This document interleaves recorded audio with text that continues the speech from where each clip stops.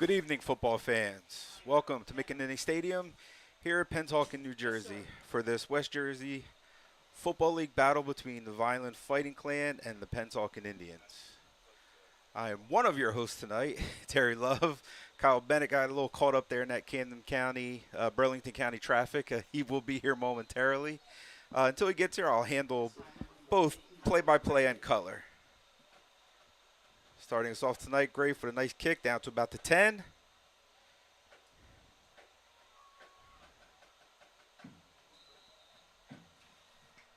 And he is tackled there by Julius Wilson.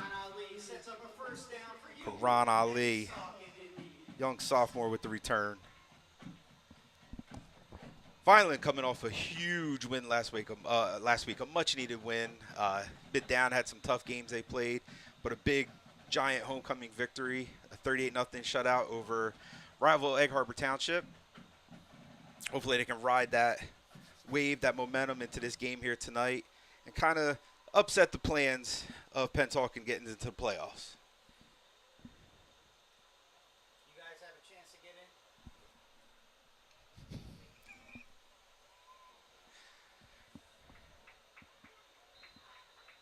Run straight up the middle. Elijah Jennings, 11 yards for a first down, Indians. Folks, I'm going to say it for the first time tonight, but get used to hearing this name. Elijah Jennings. He is the offense for the Pennsauken Indians. He just broke off a huge first down run right on the first play from scrimmage. You're going to hear his name quite a bit tonight when it comes to either running the ball or receiving. Pennsauken sets up short pistol.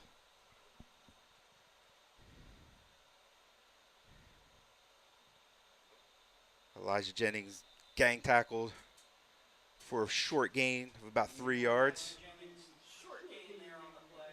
Brings up a second down for your Indians. Finally doing a much better job of stepping in those gaps to shut down that run. Anchored up front by Chestnut, as always. Always getting his body in there. Reminds me of myself, same size when I played.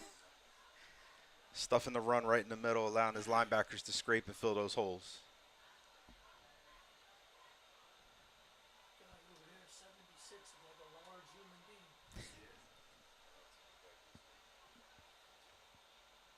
Pennsauken again, the short pistol.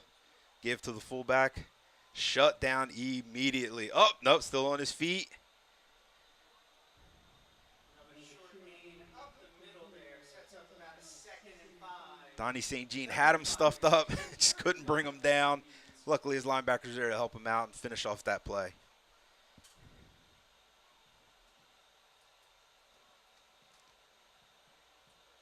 Vineland with a super outside chance of getting into the playoffs today with the win, similar to what the situation was last year when they played Pennsauken, although they did go down to a 34-12 defeat at the hands of Pennsauken last year's game at Gatone Stadium.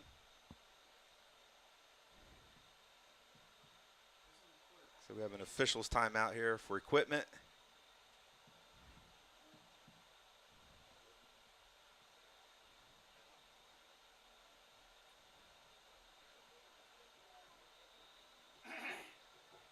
And we're back in play.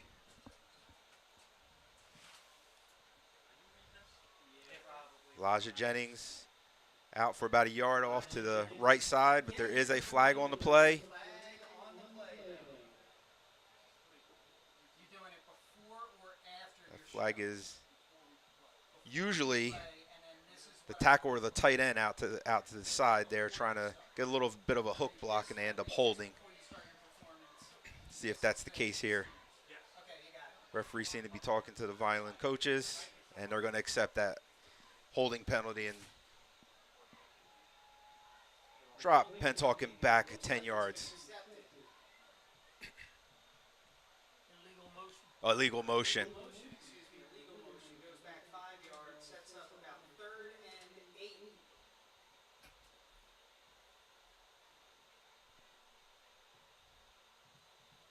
Player was not completely set at the snap of the ball for Pennsauken. Brings up a 3rd and 9 for Pennsauken.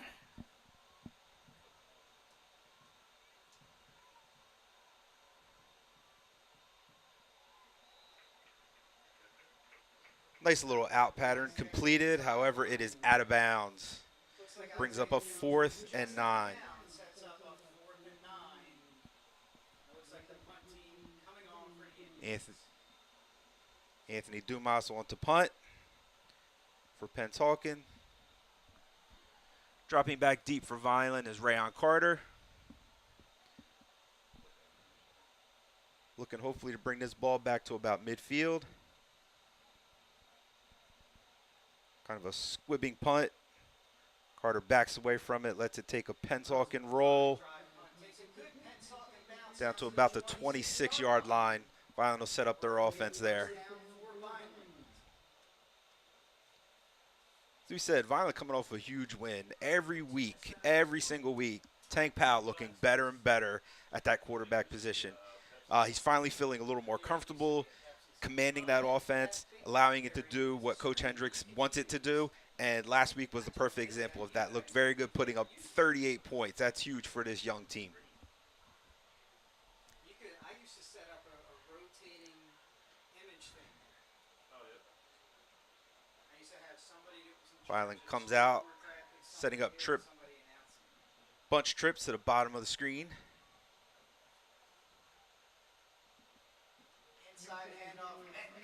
Handing that, not getting a whole lot, actually a loss there for Prince Bortley in the backfield. His first carry of the night. Vineland tried with that trip formation to spread out the defense of Pennsauken. Didn't bite. They still filled, made the tackle.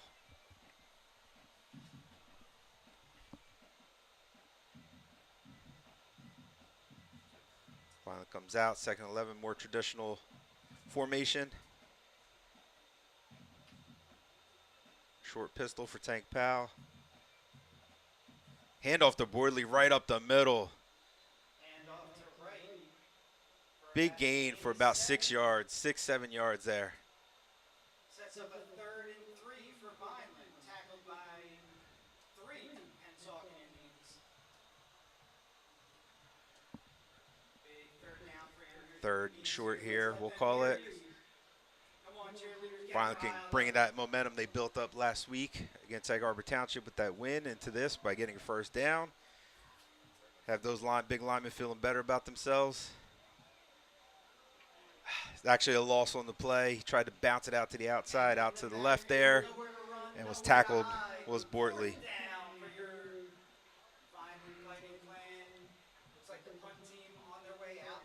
Brings up a 4th and 4. Grafe will drop back to take this punt.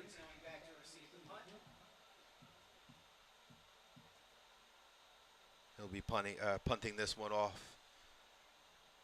to Elijah Jennings, who's set up around the 40-yard line.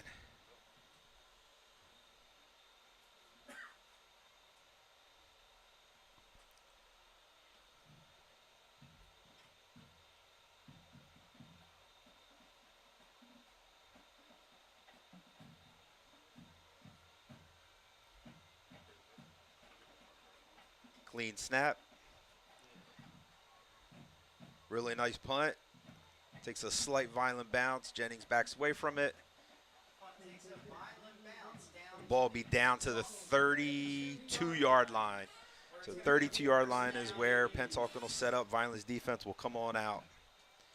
See if they can get another quick turnaround here, although they did give up that big 1st down run by Jennings on the first play from scrimmage. The next set of downs, they did a really good job. That penalty helped.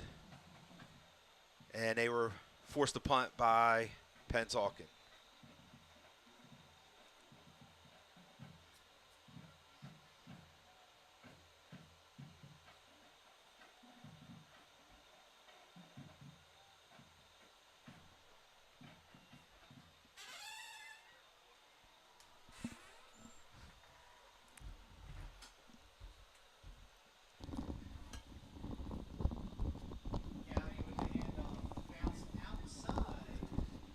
Downing with a handoff out to the right.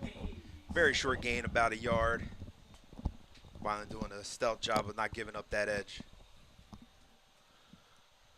And in the booth, he made it through all the traffic. Kyle Bennett has arrived. Good to be here.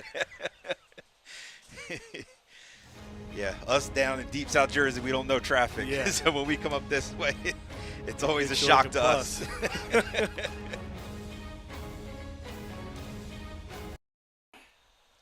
So Kyle haven't missed much. There was a big first down run by Pennsauken on their first play from scrimmage. From there, Vineland pretty much shut them down. Oh, I gave up the edge on that one. And that's a rare play there for the Vineland defense this year. They've been kind of the anchor for the team behind Coach Smith, and obviously last week behind Ryan Shelton in an interim role. They've done a great job this year keeping this Vineland team, in a bunch of these games. Yes, and keeping it in a range where the offense can go out there and make plays for them. Yeah, Vineland, the offense with all the quarterback situation all year, it's been this person, that person, that person. Running back's been solid, but you lost your main running back after the first 2 games. You put your backup in there. He's good now. He's a little nicked up. So the offense has been a little bit of a struggle. Coach Hendricks done his best with what he's had, but, yeah, the defense has been what has really been keeping them in these games.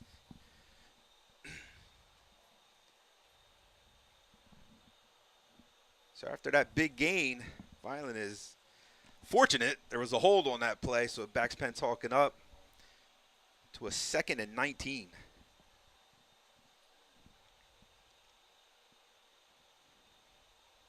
Quarterback looking to pass. He's scrambling, being chased by Olufemi Sode and Ryan Carter right near the out-of-bounds marker. I tell you, job by Ryan Maven to make the stop. He did great by Ryan Maven, but Ryan Carter wouldn't give up on that one. Chasing a man clearly faster than him, but he just wasn't going to give that pursuit up. He saw the game Ryan Maven had last week against EHT on homecoming. 2 interceptions. One was for a pick 6. He should have had 3. And Ryan Carter said, "Let me make this game mine." Yes.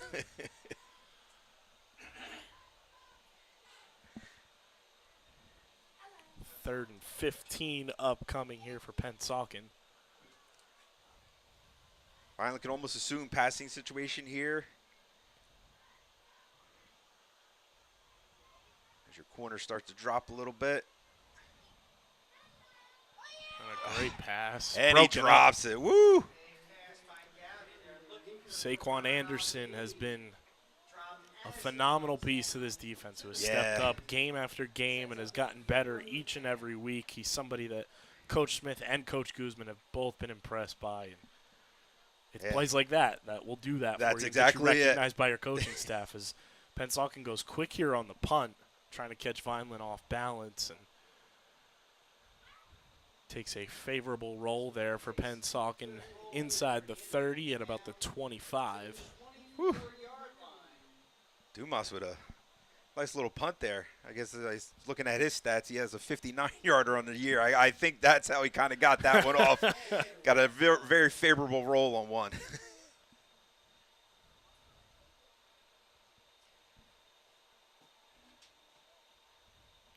So coming back here brings me way back to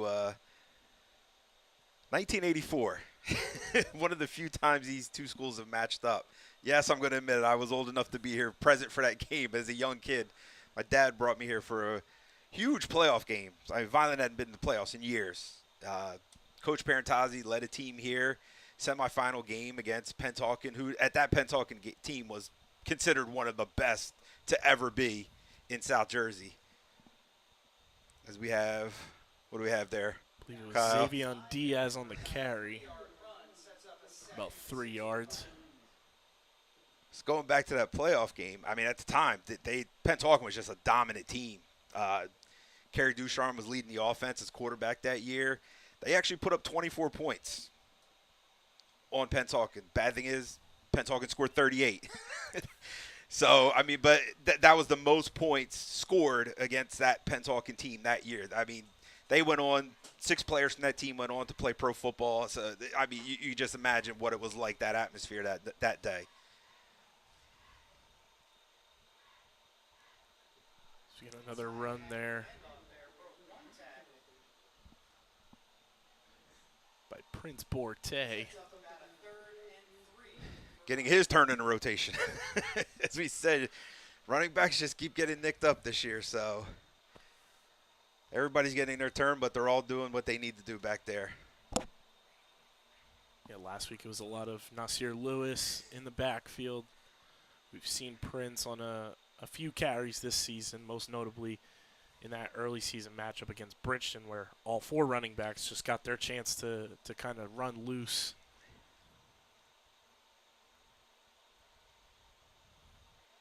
And Pennsauken was all over that. Yeah, they sniffed the run. They knew it was coming. Stuffed the middle. Vineland just couldn't get that push or that seal block they needed in the middle. Resulted in a 2-yard loss. Grateful back in to punt this one away.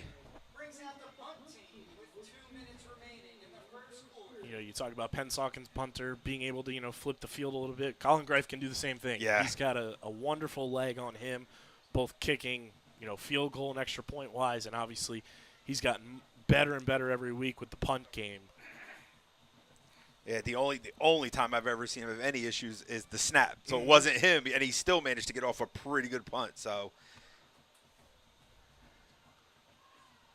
good snap there. In the face of pressure, still gets it away for a decent punt there.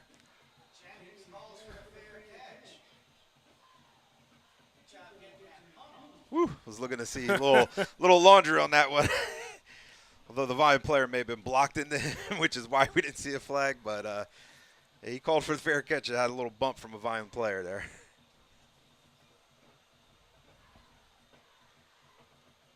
So Kyle saw an interesting article this week. NJ.com put out their list of the 40 most unrecruited players that deserve to be recruited. Guess who's on that list? Ooh. I'm going to guess Colin Greif. Unfortunately, it was not Colin. Gotta give you a hint. He's at the bottom of the screen right now. Tank Powell. Tank Powell. Another. He's been moved all over the field this year with the injuries and I don't want to say ineffectiveness, but just somebody wasn't completely comfortable. Yeah, specific position this year. But had him on the list. I mean, they praised his work ethic and what he does out in the field, what he does for the team on both sides of the ball. So it was really good. Interesting. I wasn't expecting to see him on that list as I was reading through it. Of course, like any NJ.com list, it was North Jersey dominated. But they did manage to get Tank Powell there, so it was very good to see him on that list. Plus, it runs in the family. Both of his brothers. I didn't want to put it in it, but in the article, the last line and a half was, and he's the brother of Rutgers standout. That work ethic runs in that Powell family across the board, from his parents to both of his older brothers. So, Coach Guzman and I talk about it almost every week on Guzman's Gridiron where, whoever ends up, recruiting Tank Powell, they're not only getting a fantastic football player and fantastic athlete, they're getting a great person for their program as well. Somebody a few years, once they develop into your system, they're going to be one of those leaders of that team wherever he goes. And it is so funny how similar this season has been for him, like it was for Tyreem his senior year, where Tyreem was playing that, hybrid safety position, starts off as a wide receiver on offense. Team needs a quarterback due to injury, and same trajectory here as Vineland's defense sniffs out the wide receiver reverse handoff there. Ryan Maven doing an excellent job of staying home, going with his cues, because if you bite inside, there was no one out there on that edge. Stayed at home, made a beautiful tackle to end up with what they got there, a 4-yard loss on that first down play.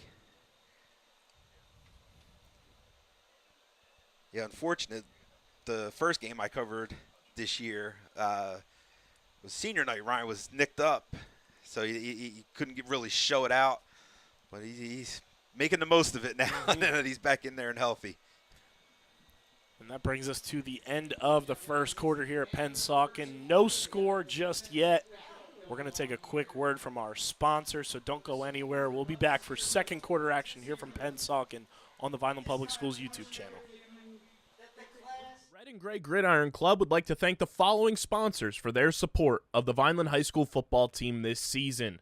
The Greenview Inn at Eastland Golf Course, Reconstructive Orthopedics, Newfield National Bank, Van Dodge, Allen Associates, TechNed Consulting, Medio Law Firm, Barufi Brothers, G&S Dry Cleaning, Vineland Education Association, Dr. Michael Gorson General and Cosmetic Dentistry, The Claridge, a Radisson Hotel, Larry's 2 Restaurant and Catering, Botino's ShopRite, Coraluzzo and Torrisi Petroleum Transporters, Richland Carpet, Manny and Vic's Pizzeria, Sir Speedy, Rap Performance specializing in custom apparel and promotional items, and The Sweet Tooth.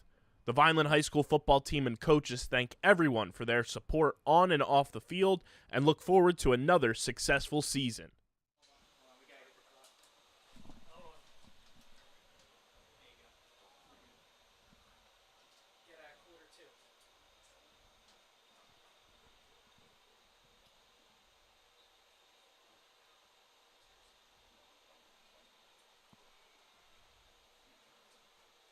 Now we're all set.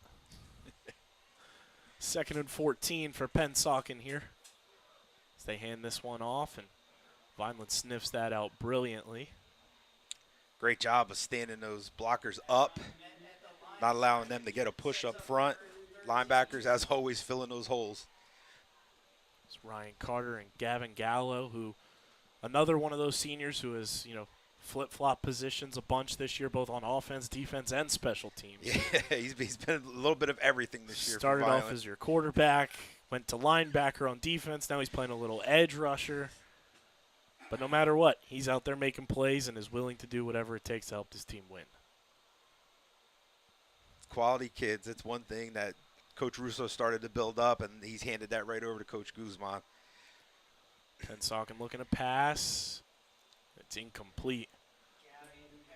Just out of the reach of his receiver. Seems, what is it, less than 50? Was it less than 50 yards? I think I've seen in the stats that Pennsauken has thrown for this year. So not a throwing off. So it's you can tell it's not their go-to. It's not as crisp when they're put in those situations. So with Vineland doing what they're doing on defense, you're putting them in those situations they're not comfortable with, which is a good thing.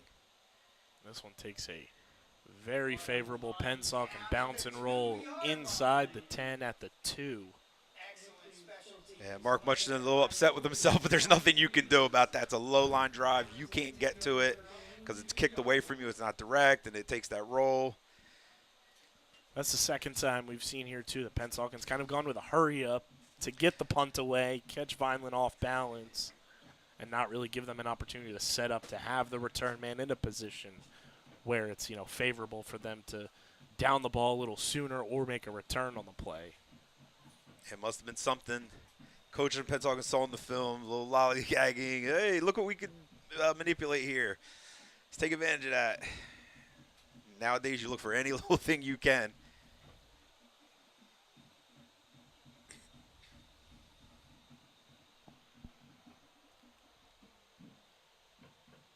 Tank hands this one off to try to get a little bit of breathing room there. Nice little carry there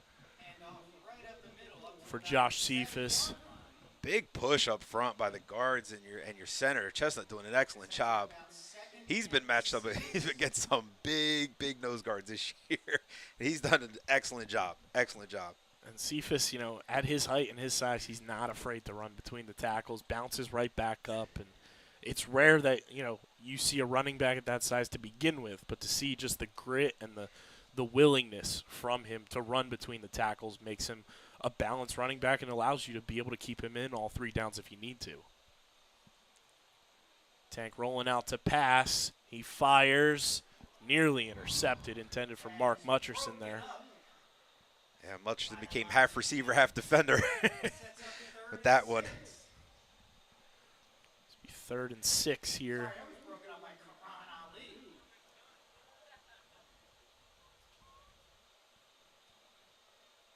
Still, with this offense and the tools they bring, this is a very manageable situation.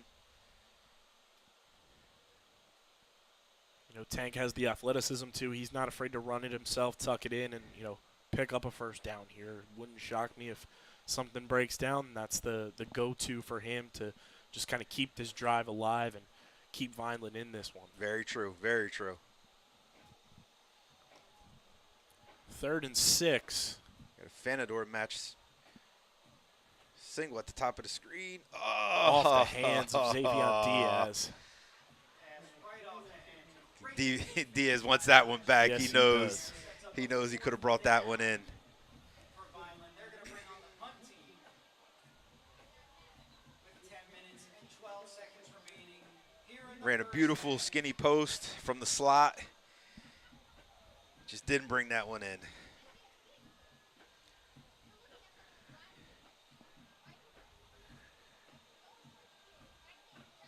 With that pretty nice run on that first down, you've allowed Grafe enough position. He doesn't need to panic, nothing up that quick punt. Hopefully he can get one over Jennings' heads here. These are the most difficult punts to make, too. From inside your end zone, there's not much room there. So for Greff to get a punt like that off is more impressive than it looks on the surface. Yes. Vineland special teams doing a great job. Gallo, Mutchison getting down there, making that tackle, not letting Jennings get those wheels going, boy, because once he does, he's a tough one to bring down. First-year special teams coach Marcelino Ojeda has done a phenomenal job across the board with this special teams unit, making sure that they are aware of every single opportunity that's out there for them. And, you know, Rich and I have talked about it. I talked about it with Coach Guzman as well. The attention to detail with the special teams unit this year has been unlike any year that I've seen from the Fighting Clan, and it's fun to see the emphasis and the attention to detail that Marcelino puts into this special teams unit, because it can change the whole script of a game if you get one play off on special teams. Yeah, you get a young coach, look at this is my opportunity, I'm going to go all out, and you can tell he is doing exactly that. 1st and 10 here for Pennsauken. We got flags on the field. It's like a little movement up front. False start against the home team there. As an offensive lineman, there's always that little wiggle. You're like, oh, did anybody see it? You pray you don't hear a whistle. But they got him. 1st and 15 now for Pennsauken from the 35. Man in motion. Quarterback kind of I don't know what to call that. basketball check pass there. Yeah. We do have a flag at the end of the play here. Back judge gave him one of the best throws I've seen in a long time, about 20 yards with that flag. He's indicating holding, and I'm assuming it's going to be on Pennsauken, but. And it is. All right, Vineland doing a good job. Gave up a few yards, but there was a reason you gave up a few yards. It was you battling out there on that corner, forcing that hold.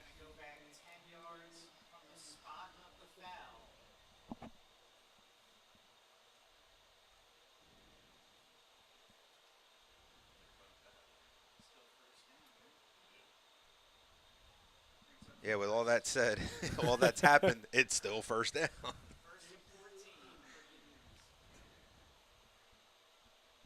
Under 10 minutes to go here in this first half as well. Still no score. Oh. There's another flag.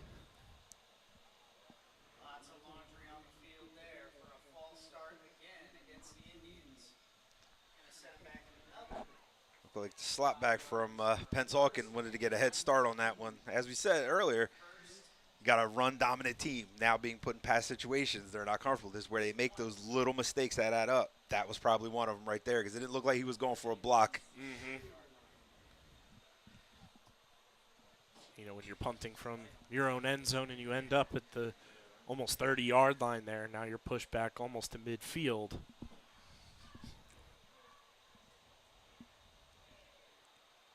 There's that chest pass again. Noah Cruz, great job scraping down the line, making a huge tackle for no gain.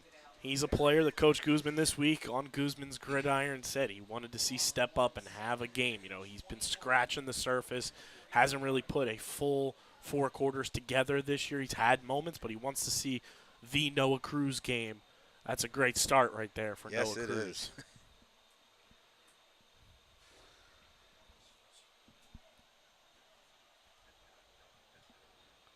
2nd and 21 for Pennsauken here. Man in motion. We got more movement up front.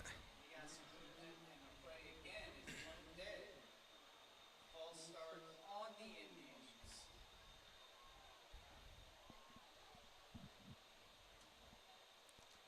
It'll now be second and Another player on this defense that I'm looking forward to seeing, down the stretch here in this game, potential playoff matchups, and obviously the big one on Thanksgiving. Number 2, Julius Wilson, missed the first half of the season due to, transfer rules. You got to sit out those first 4 games.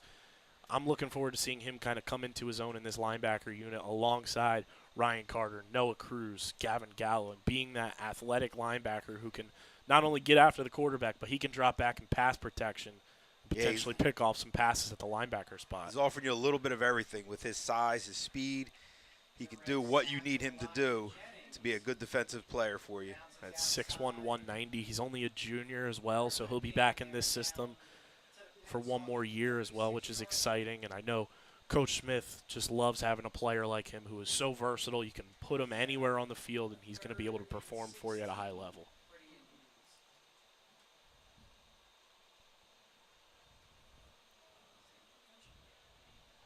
3rd and 16 upcoming here.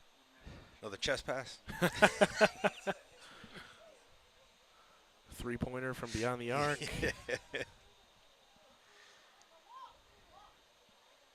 Vineland sets up in the cover 2.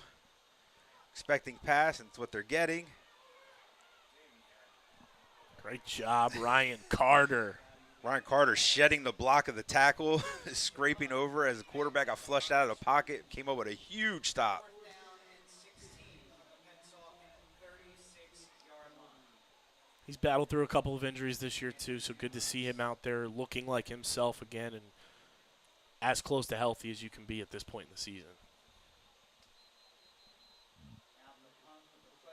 Looks like Gallo jumped a little bit. Once again, Pennsauken went with the hurry-up punt. Tried to catch Vineland sleeping. Gallo got a little bit of a head start. Or no, sorry, there was movement. He got away with one there. Maybe he had reason. Yeah, for moving maybe there's a early. reason he went and jumped a little fast.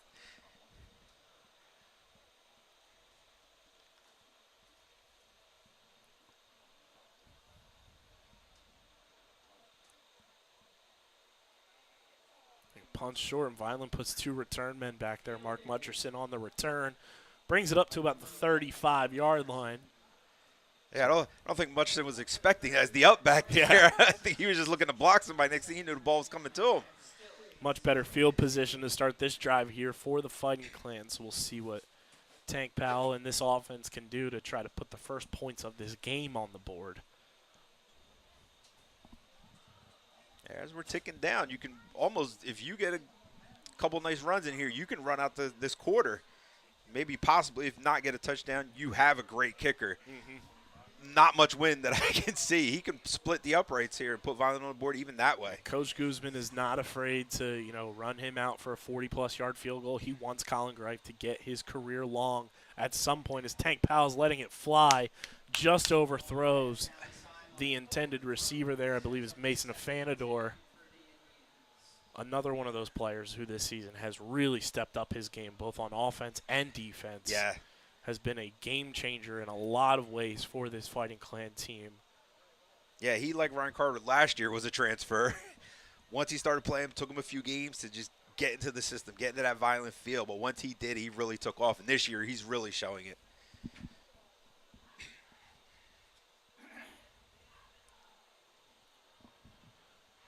Powell under center.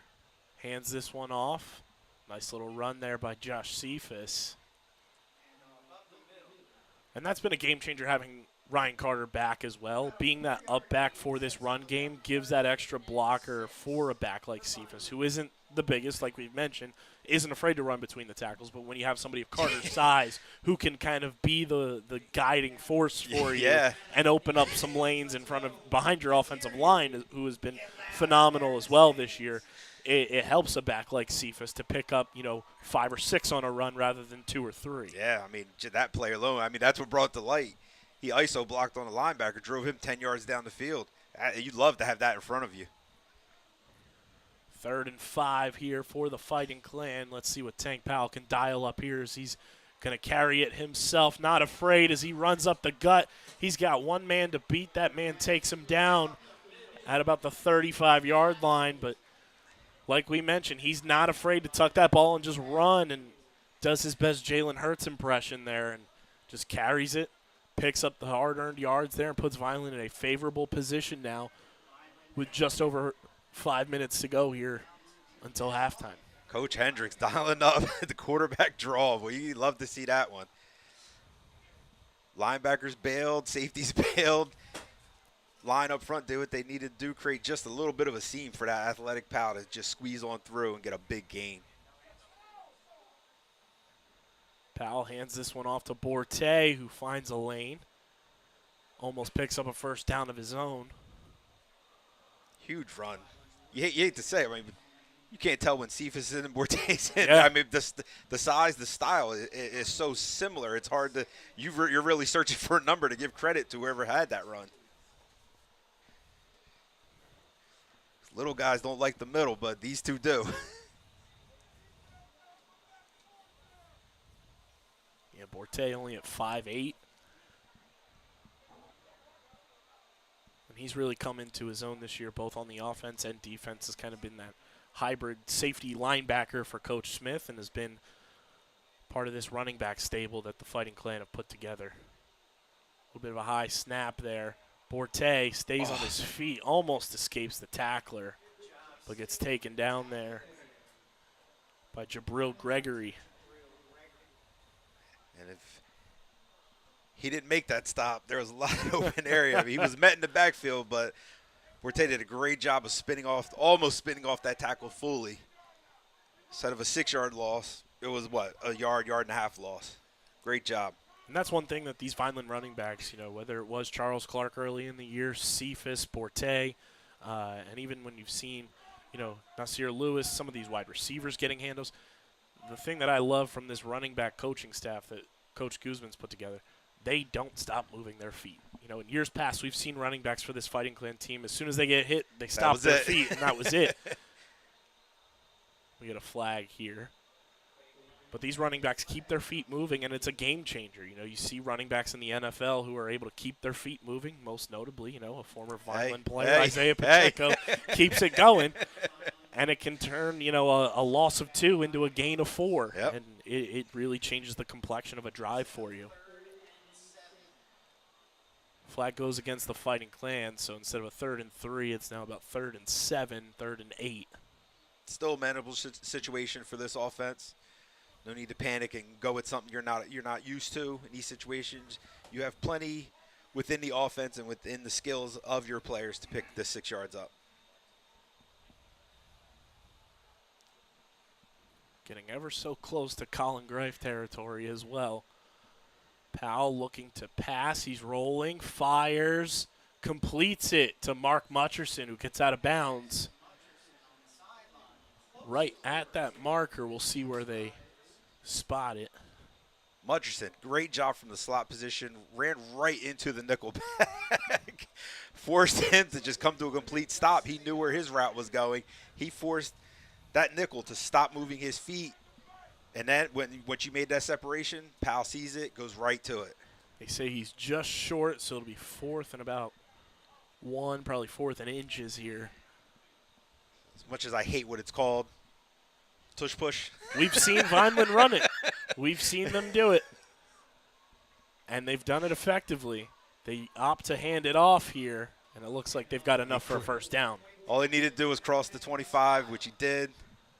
Past couple of weeks, we've seen Tank Powell run the tush push, and he's been effective at it. He's another one that keeps his legs moving, and that's, the key part of that play is stay on your feet, push yourself forward to gain that yard or those 2 yards there. And they kind of deceive there, look like they're going to go for it, hand it off to the up back, and they get a fresh set of downs with 2.5 minutes and counting here.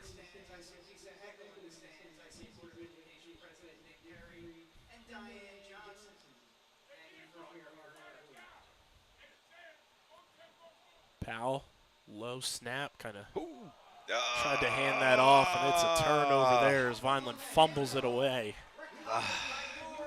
Which you didn't need there.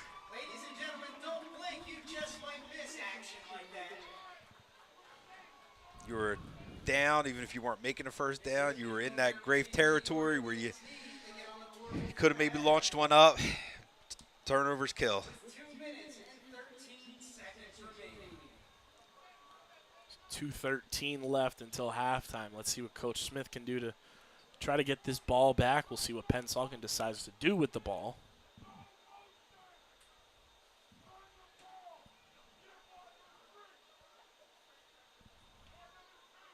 As the parents below us are imploring Run the ball. Pennsauken to go back to running the ball. They're going to have to wait to run it. Here's we got a flag on the field.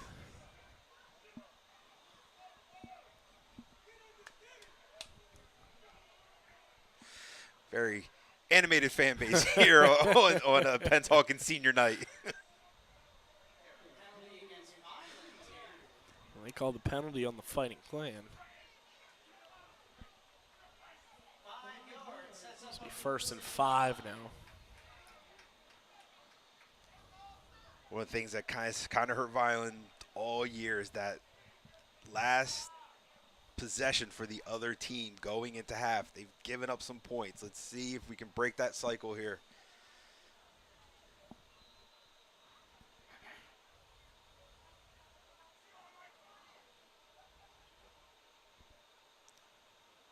Pennsauken hands this one off. Vineland all over it. Great job.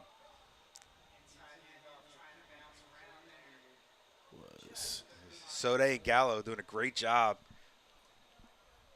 Each getting half a tackle there.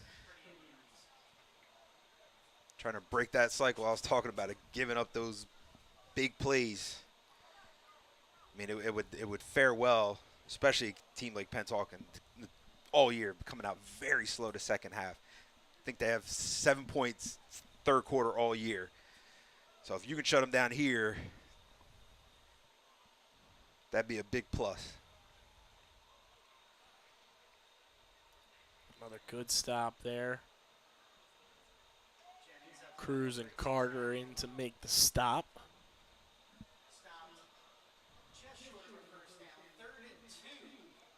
We're going to call that 3rd and 2 here. This is a big one for the Fighting Clan defense. You know, you want to lock this down, make Pennsauken go 3 and out. Potentially get the ball with about 25 seconds left, maybe.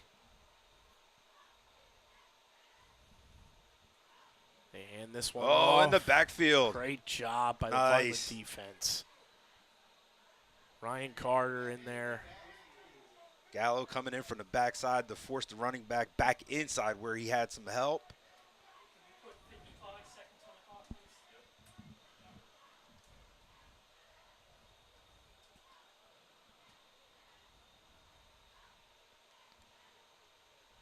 Pennsauken half has their punt unit on that, so we're not sure what they're going to do here. They call a timeout. Timeout. 55 seconds to go. Which in theory could help Vineland, you know, with this drive upcoming, depending on where the ball ends up on this punt. Or I should say alleged punt. Yeah. 4th and 3. We could see some trickery here potentially if Vineland's not careful. Although their punter is back. There's always that fake. We also appreciate Wiggles.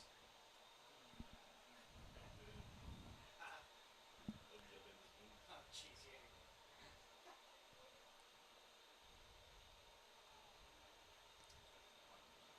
The punt team is on for Pennsauken. And they do elect to punt it.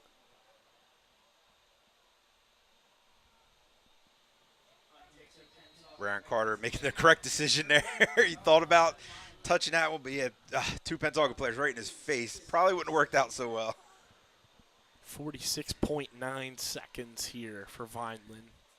And you want to see him kind of take a similar approach to that previous drive and just capitalize rather than turn it over, you know, in range. And You don't necessarily need to get a touchdown here. Obviously, when you have somebody like Colin Greif, if you can get in his range and, kick he's been booting 50-yard field goals in practice. If you can get to a 42-yard field goal range for him, that's not out of the question. Possibility for it to be a make, which would also be his career long. Powell looking to pass. He fires, completes it. Great job there. Mason Afanador doing a very nice job holding on to that with a defender all over him. Clock continues to run. 2nd and 2. Powell. Great job. Hits his receiver. Get out of bounds. There it is. Xavier Diaz doing a nice job getting out of bounds. Take what I can get me out of bounds, stop the clock. 22.8 on the clock here. This is where you like to see football IQ at its best. Yes. Not make the bonehead decisions. I'll say it, Tyrod Taylor decision. Take guaranteed points away from your team because you just lose track of what's going on. And luckily, Vineland's got one of the smartest players in South Jersey playing that quarterback position right now with Tank Powell. Moves Israel Schwed in motion, empty set now. He's going to carry it himself, takes it up the gut, picks up a first down and more, and out of bounds goes Tank Powell with 16.9 seconds. Finally now past midfield. There it is. Don't force anything. Nothing was there. There's a lane for me to run through, pick up some positive yards. I'm taking it. Great job. Ball spotted at about the 43-yard line.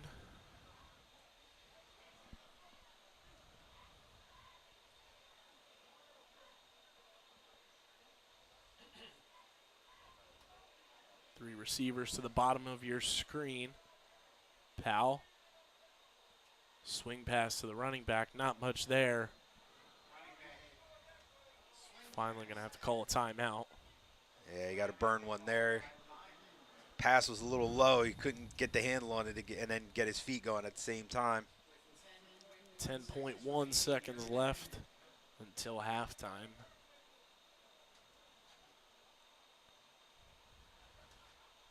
Coach Hendricks, time to dial one up. What do you got?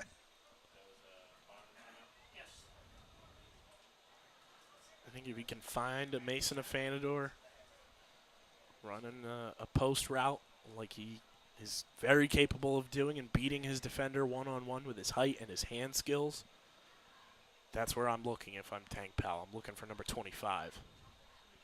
Good call. Good call. I got to agree 100% with that one. You line him up in the slot, put him against a nickelback who's not as comfortable as a true corner.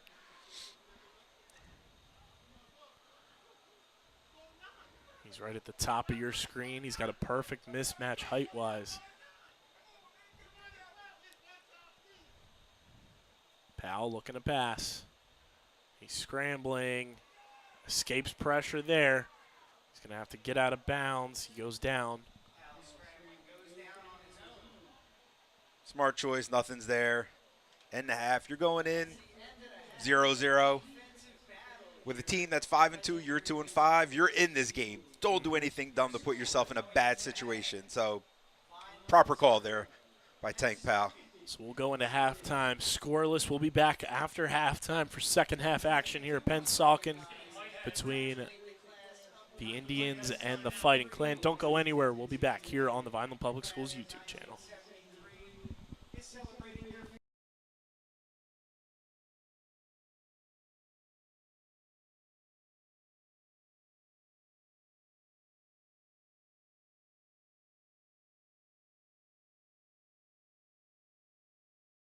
Red and Gray Gridiron Club would like to thank the following sponsors for their support of the Vineland High School football team this season. The Greenview Inn at Eastland Golf Course, Reconstructive Orthopedics, Newfield National Bank, Van Dodge, Allen Associates, TechNed Consulting, Medio Law Firm, Barufi Brothers, G&S Dry Cleaning, Vineland Education Association, Dr. Michael Gorson General and Cosmetic Dentistry, The Claridge, a Radisson Hotel, Larry's 2 Restaurant and Catering, Botino's ShopRite, Coraluzzo and Torrisi Petroleum Transporters, Richland Carpet, Manny and Vic's Pizzeria, Sir Speedy, Rap Performance specializing in custom apparel and promotional items, and The Sweet Tooth. The Vineland High School football team and coaches thank everyone for their support on and off the field and look forward to another successful season.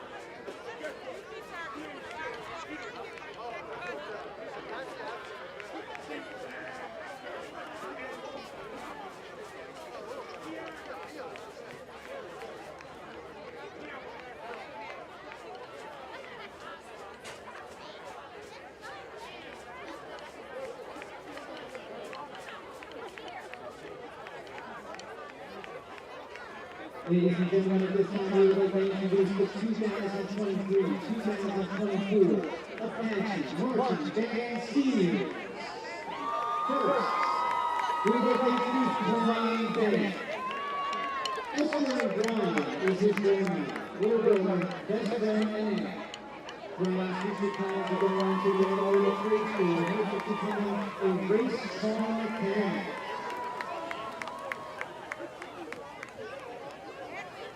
Our next marching band senior, Emma Perseus. Escort and Aaron will be her best friends Katie, Kai, Anastasia, and Danny. Aaron is undecided, as multiple options in the obvious wish her nothing but success in the future. And our last senior, Moses Eady. Escort and Moses is his mom, dad, sister, nieces, and nephew. He will be majoring in English, and he hopes to become an author. Congratulations to the class of 2023-2024 Pennsauken High School Marching Band Seniors. Ladies and gentlemen, we are happy and excited to be performing for you this year's show, Snapshot of the 1960s. This year's drum major is Christina Isabella, and assistant drum major, Sidney McCurry. This year's field show is a remembrance of the decade of the 1960s, a defining chapter of America's past. The 1960s shaped a generation and sculpted a political landscape that can still be seen today. The story of the 60s is illuminated with images of hope, freedom protests, flower power, and a nation divided by war. The Pennsauken Marching Band would also like to thank the Apache Marching Band boosters, the Pennsauken Board of Education, Superintendent Dr. Tarshishi, and the full administrative team for all of their support. The band is under the direction of Nick Vinland, Brandon Galicki, Jennifer Mendoza, Gordon Butler Jr., Amber Fabrizio, Tim Fitzpatrick, Jake Fuchsia, and Jen Whitey.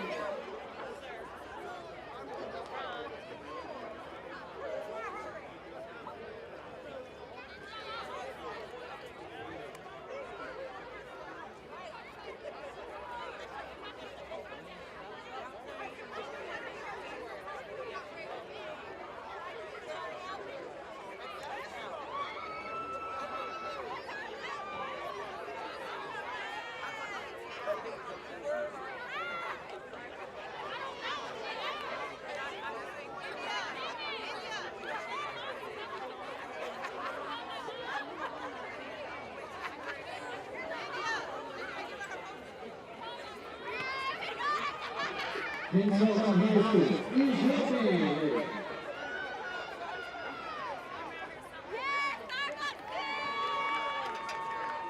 We may take the field in exhibition.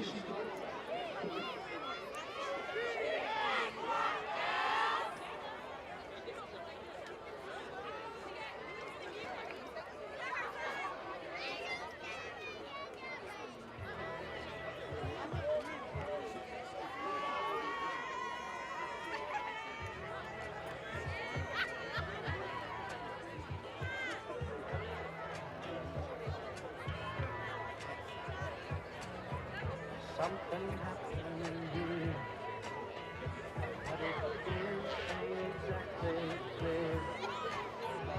There's a man with a gun over there, telling me I got to beware. I think it's time to stop, children. What's that sound? Everybody look what's going down.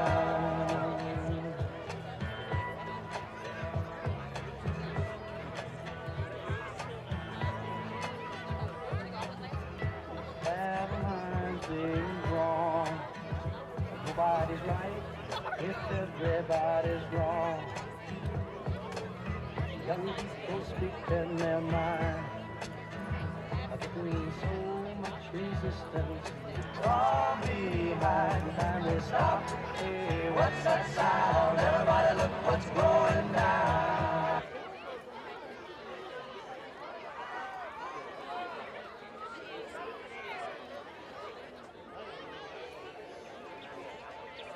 The 1960s was one of the most tumultuous and divisive decades in world history.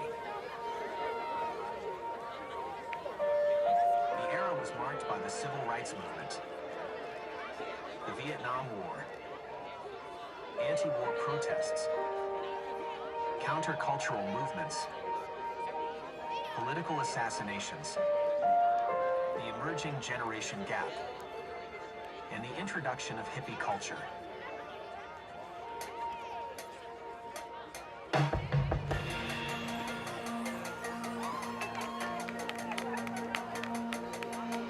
Our journey of the 1960s begins in a small suburban town with promise of hope for the future.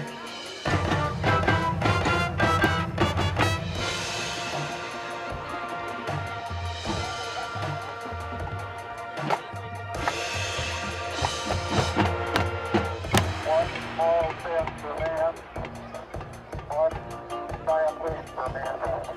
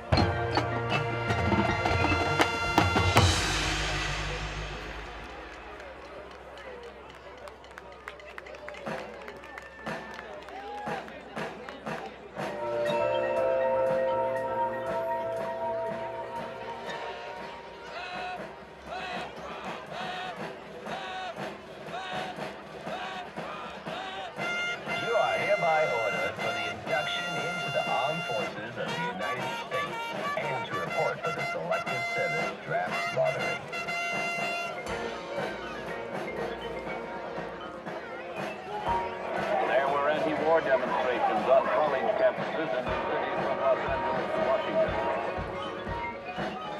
Backyard burning in summer, and the chant of "Hell no, we won't go" was the theme of the protest generation.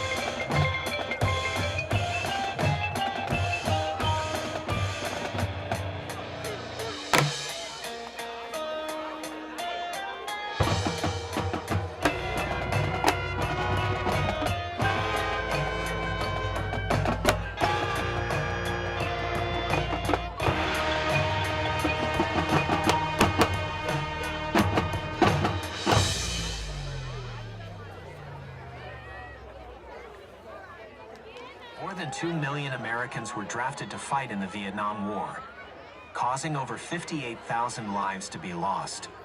Many veterans of this war were left with struggles of depression, anxiety, and other stress disorders that continue to this day. Time and again our nation has seen the fire. We need the rain to cleanse our souls.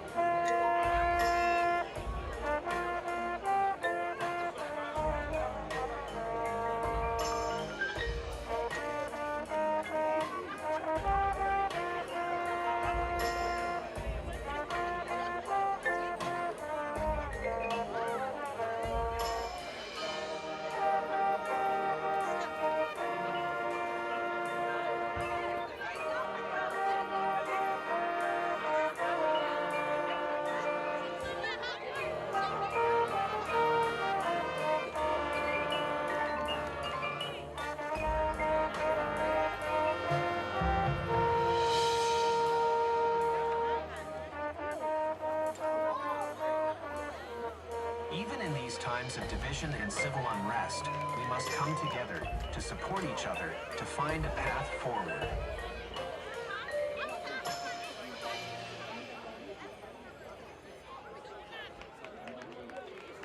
The Woodstock Music and Art Fair, the 3-day Aquarian Exposition at White Lake and Bethel, New York, will give you uncomplicated, unhurried, calm days of peace and music.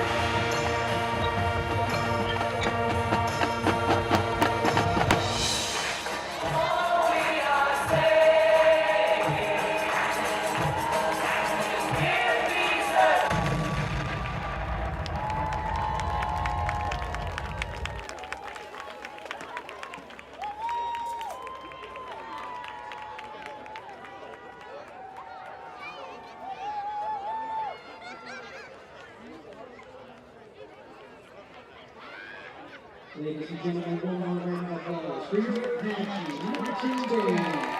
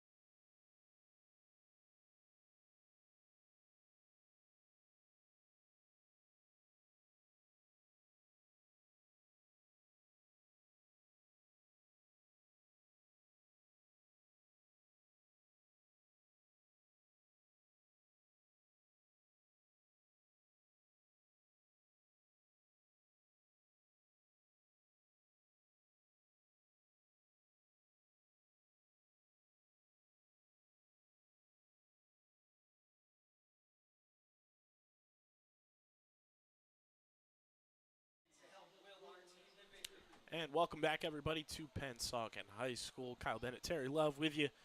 Here is the Fighting Clan, and the Indians are knotted up at 0-0. Had some opportunities in that first half, did the Fighting Clan. Just one of them ended up in a turnover late in the drive. You know, you're in a position where you could potentially, you know, either put it in the end zone or come away with a Colin Gray field goal, but a fumble happens, and you stay scoreless, Terry. Yeah, I mean, very fortunate because as I was saying towards the end of that first half, one of Vineland's things that has been that backbreaker for them is giving up that late score in the first half, and that kind of rolls over into the second half. Defense did what they needed to do, didn't give up that touchdown, didn't give up a field goal, you know, no points on the board, so 0-0 you go in. So those chances of you playing spoiler of the playoff chances of this Pennsauken team are still much, much, much, much better in your favor. Finally going to receive this opening kickoff of the second half, so we'll see Tank Powell and the rest of the Fighting Clan offense try to muster something up here to start this third quarter and hopefully put Vineland on the board and put points on the board in general in this game.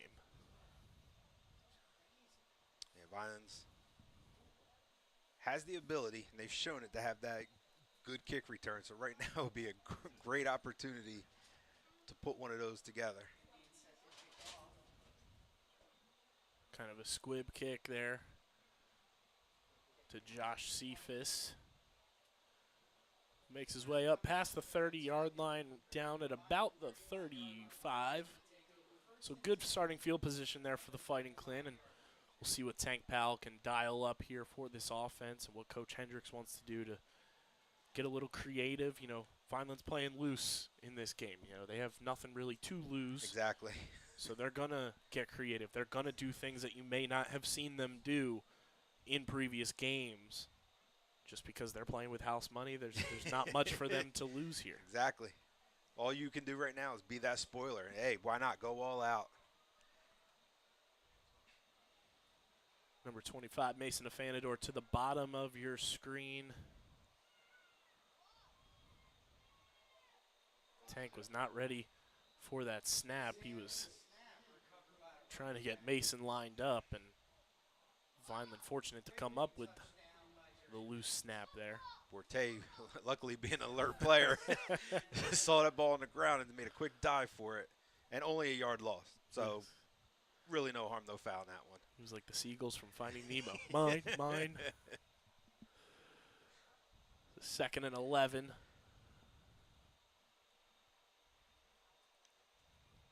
And for Vineland, this is first time I think all season that a game has gone scoreless through halftime. Yes. So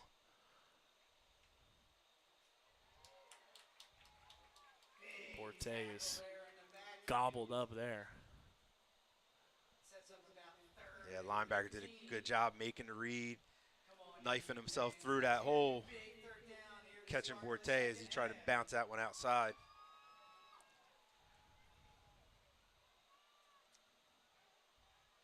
Pennsauken expecting pass hitter, bringing in some more of their stealth players and taking out some of the beef up front.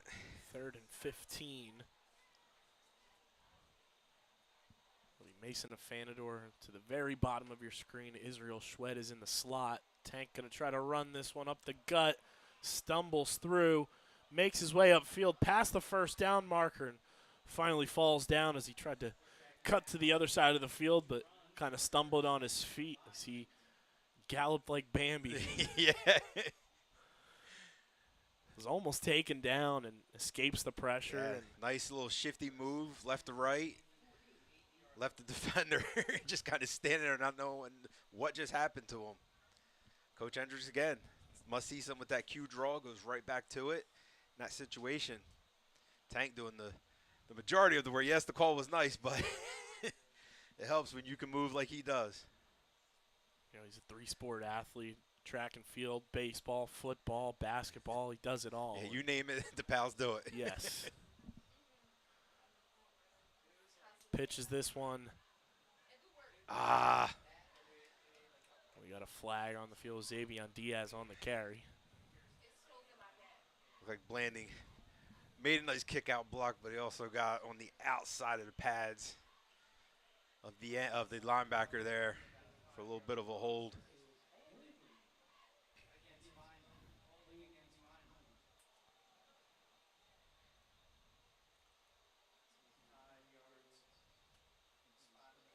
It's always a tough block when that outside linebacker realizes what's going on. He goes one way and you're trying to go the other, and you just grab just the wrong thing, and referee's there to see it.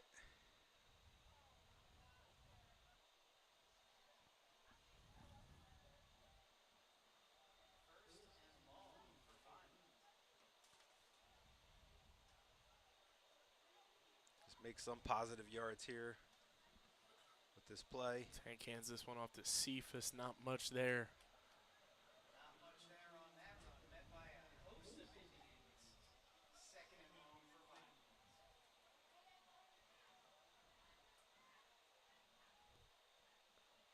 Once again, Pennsauken smelling pass play, swapping out a nose for a nickel.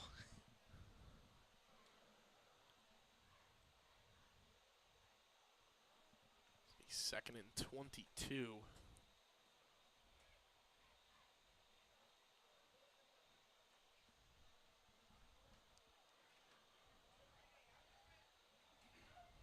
One-on-one coverage there, safety up high. Tank looking to pass. He's firing deep, just out of the reach of Xavier Diaz. Corner got just enough of him not to be interference, but just enough to break his stride so that he couldn't just break free and get to that ball that was just a tad bit overthrown.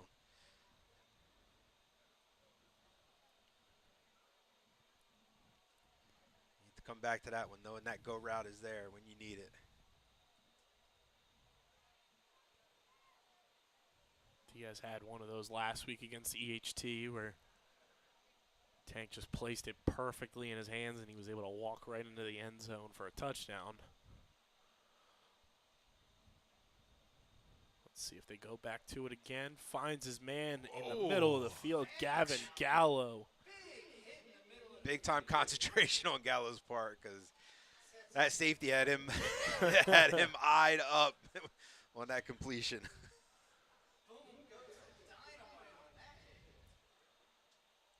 Yeah, as a tight end, you know when you're going over the middle, you're exposing yourself, so he knew it was coming. Great job of concentration.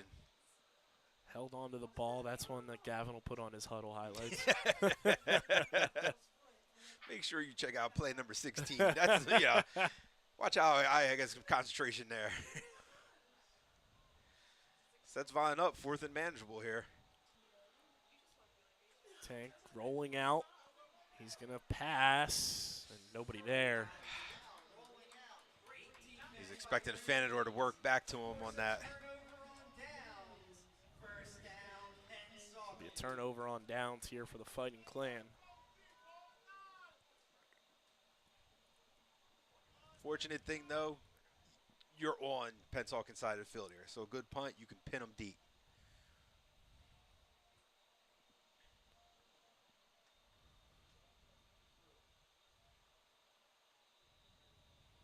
Oh, excuse me, that was 4th. I'm thinking that was 3rd. Still, you're still on their side of the field. It's a good thing. Push them back. Yes. They'll have to punt and give you solid field position. Nice little run there on first down for Pennsauken. There's that Jennings again. He is the offense for Pennsauken.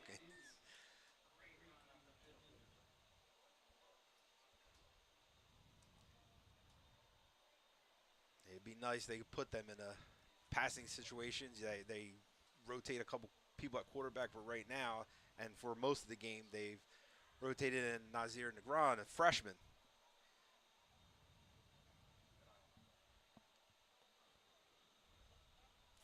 Great pursuit. Sniff that out. Yeah, Noah Cruz pushing the outside. Gallo from the back pushing him to the outside. Ryan Maven coming up to make the stop.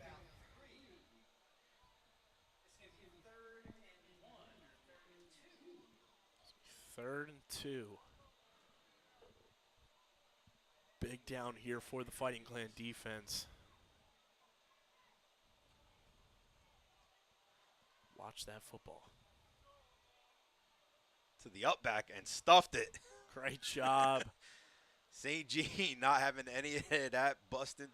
So they having none of that busting through making a tackle right at the line of scrimmage and actually dropping him for about a half a yard loss.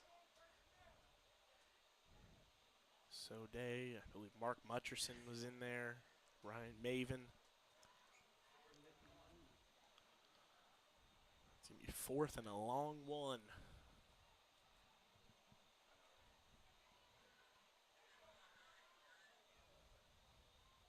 Once again, watch that ball.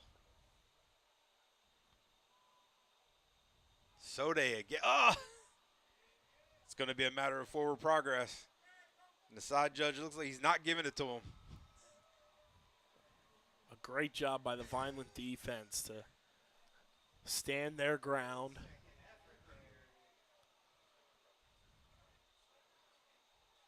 And get a turnover on downs of their own. Woo! Because there was a lot of second effort by Jennings on that play, but forward progress never got him past that first down marker. Great job by that defense. As we said earlier, defense is what's been keeping them in every single game, and they're not disappointing.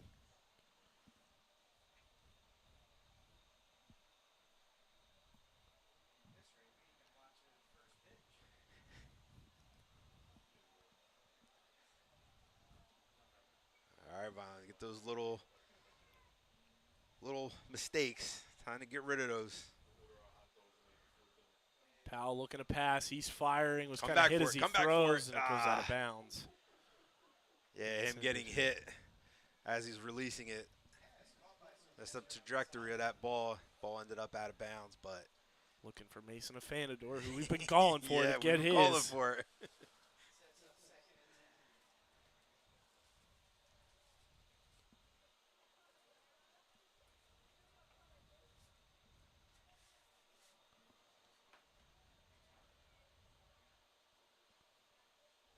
Coach Hendricks liking what he sees in those matchups with his wide receivers, so he's trying to exploit one of those. Get some big gains here. 2nd and 10 for the Fighting Clan.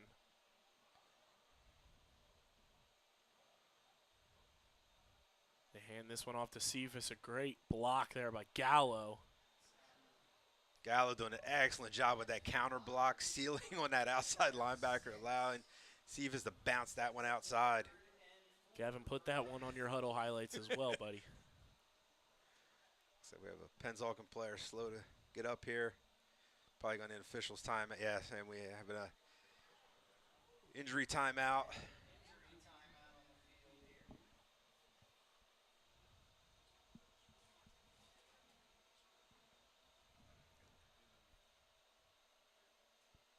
Just like that. We're about 7 minutes down. No points up on the board, but each team has managed to move the ball just a little bit, but hasn't been able to get that needed first down to keep a drive going. It's been big 4th down stops on both ends that have done that, but you're hoping it's Vineland that gets the advantage and breaks that first down of the half, and then manages to put some points on the board.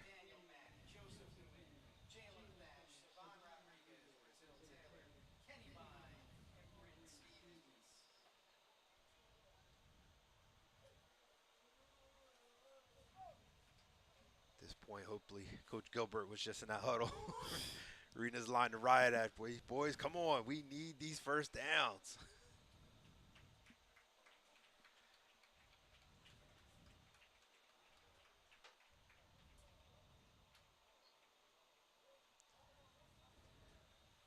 Number 16 for Pennsauken, CJ Orsi seems to be okay, making his way off the field.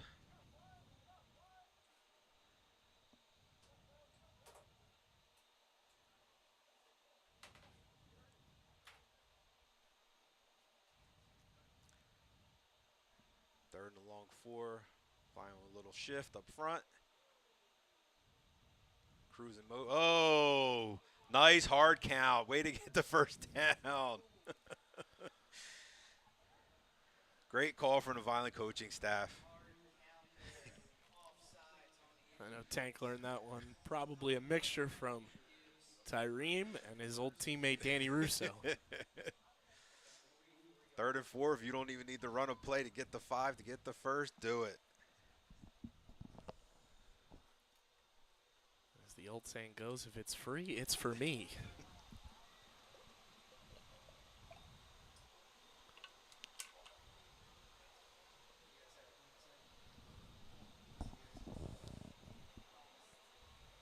Coach Hendricks thinking a little different, changes his package up.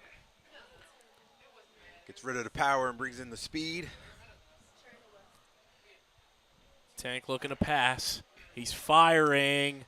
And just out of reach. And we do get a flag. Oh! I wasn't sure if he would get it. I did see the hold towards the end of that route. Just a little bit of a tug right at the end on the jersey. Again, the ball was placed perfectly where only a Fanador could get to it. And I think him falling, from that contact really drew the eye of the referee there to say, yeah, you earned a flag on that one.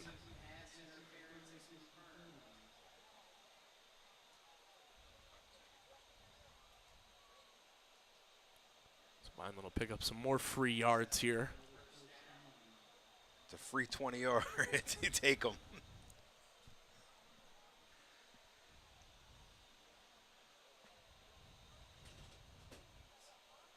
Biggest gain of the night for either team, I'd say. Yes. Take him out, you can get him in a 0-0 tie. And we got another flag. False start against Vineland. So they give that 5 yards right back. That's tough because that's a shift where you're in a sense you're trying to draw the defense off. Sometimes people move a little too much or move just that tiny bit forward as a set player. It ends up being called as a false start. It's a little shipping and handling fee for the movement downfield. Yeah.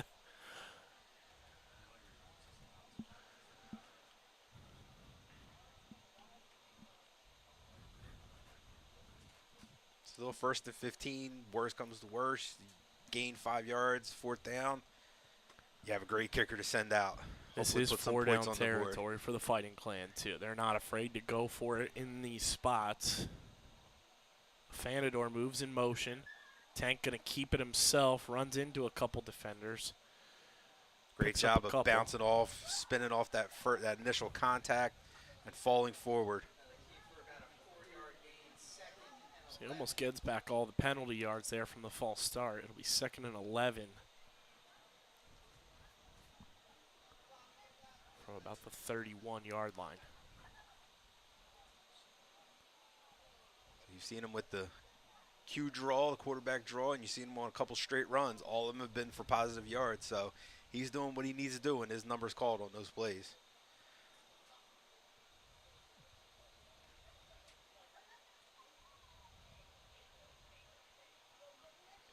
Powell hands this one off to Borte. Slips by one defender, but eventually gets taken down. Picks up about one, maybe two. Yeah, Isaiah Jones was in the backfield almost as soon as Forte got a hold of that handoff from Powell. Made a great read.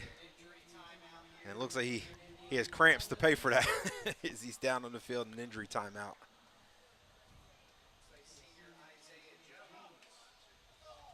Yeah, you can always tell when it's the old calf cramps.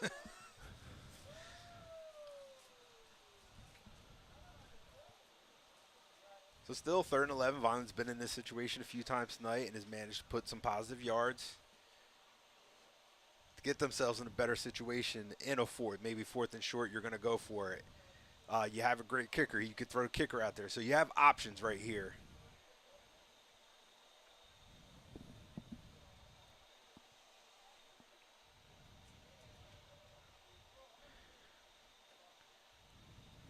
Coach Hendricks, I'm sure, has gone through his Chinese menu of plays. Says,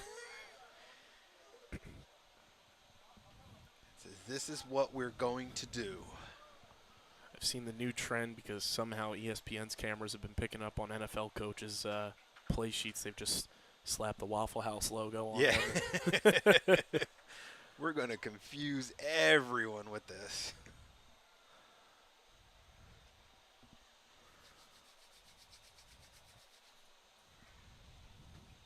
And in this situation, as they did on the previous set it down, try another hard count.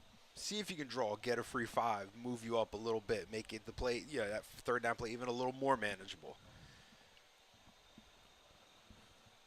As you sit at 3rd and 11, 3rd and 10 from the 30. Ever so close to Colin Greif territory. If you can pick up that 5 and then, say you don't even pick up, the first down on 3rd down, you can either choose to go for it if it's close enough, which Vineland is not afraid to do, or you send out what Coach Guzman likes to call the golden leg. Yeah. I mean, it's such a weapon to have in your arsenal when you have a kid who can kick from 30, 35, 40 yards out. You used to not see them at all. Yes, they're becoming more and more visible on teams, but Vineland's fortunate to be one of those teams that does have one. And it's been like that for years for the Fighting Clan, too. Yeah, starting with Klink. With Robert Kling to – yeah, starting with Kling on. You've had that benefit of having a good boot to put some points on the board. From Kling, his sister made an extra point in the game as well, which was very cool. Then you went to Henry Garten, and now you're at Colin Greif. So the kicking pipeline has been – it's been established at Vineland. Well established for the Fighting Clan over the years.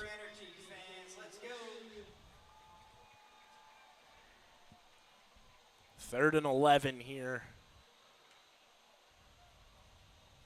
for Tyrell Powell and this Vineland offense. Man in motion is Xavion Diaz. It's going to be a penalty on Vineland. Legal procedure there. As he was going in motion, he started bending it a little bit towards the line of scrimmage.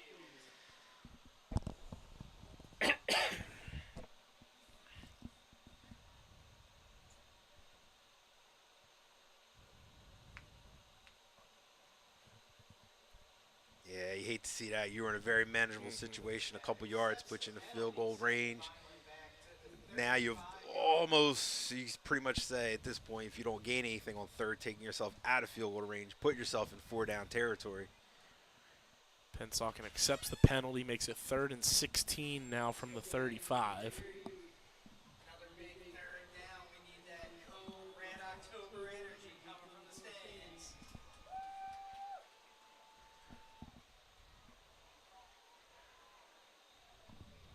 Still running that clock down. Hopefully get some positive points out of it. Powell going to carry it himself.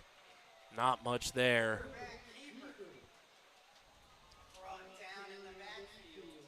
Yeah, Pennsauken got burned twice on the cue draw. I think there was a linebacker cued for that one. Tank picks up 3 on the play. It's 4th and 13 now, and there is number 14, Colin Greif. I know Coach Guzman said this week on Guzman's Gridiron, last week Colin, as he runs off the field now trying to get the call in, he slipped on the opportunity for his longest of his career. And Guz wants to get him that career long, so they're not afraid to trot him out there because they know it's possible. They're going to punt this one. Ooh, it's going to be a super pooch punt to fit it in this small area, as Pennsauken doesn't even drop a man back.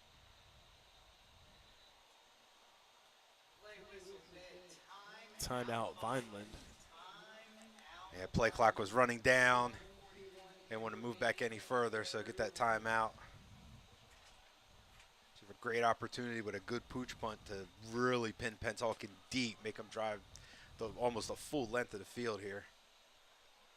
And we'll see if Colin does some directional punting here rather than, sending it straight forward back. See if he tries to coffin corner a little bit and hit one of those pylons and pin them back deep.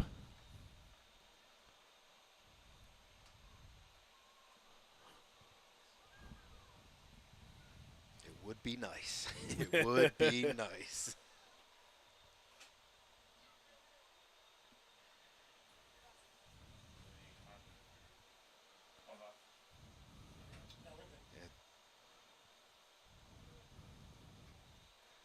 Pennsauken special teams coaches in their huddle. He's pretty animated here.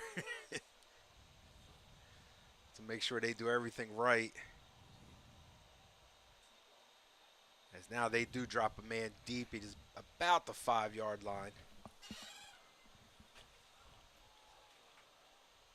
Good snap.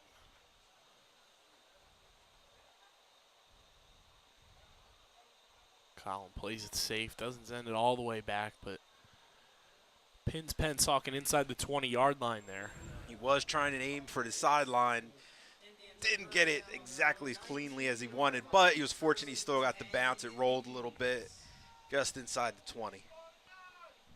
Kind of went like Frisbee style Yeah. instead of end over end. This will be 1st and 10 from the 19 for Pennsauken with 1 minute and 32 seconds left in this quarter.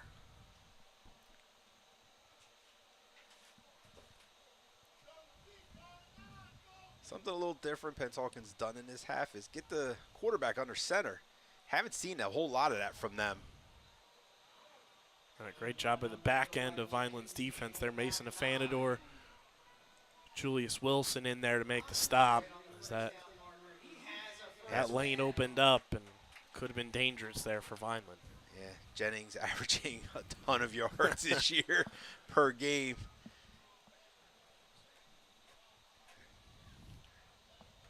Vineland's done a pretty good, I don't want to jinx it, but it's done a pretty good job holding one of the top runners in South Jersey.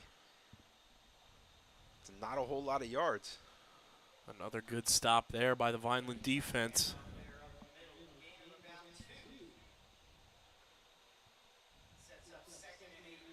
All right, tighten it back up.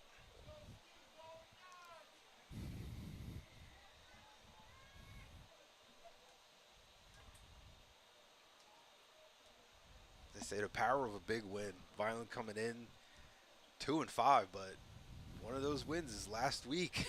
You put up 38 points and you shut the other team out. Boy, they are riding high off of that right now. Both wins this year for the Fighting Clan in shutout fashion. Yes.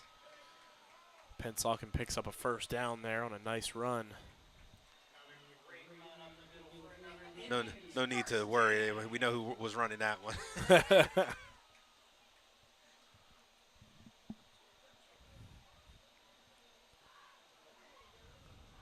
Expect a steady dose of that for the remainder of the game as we look to end the 3rd quarter out here.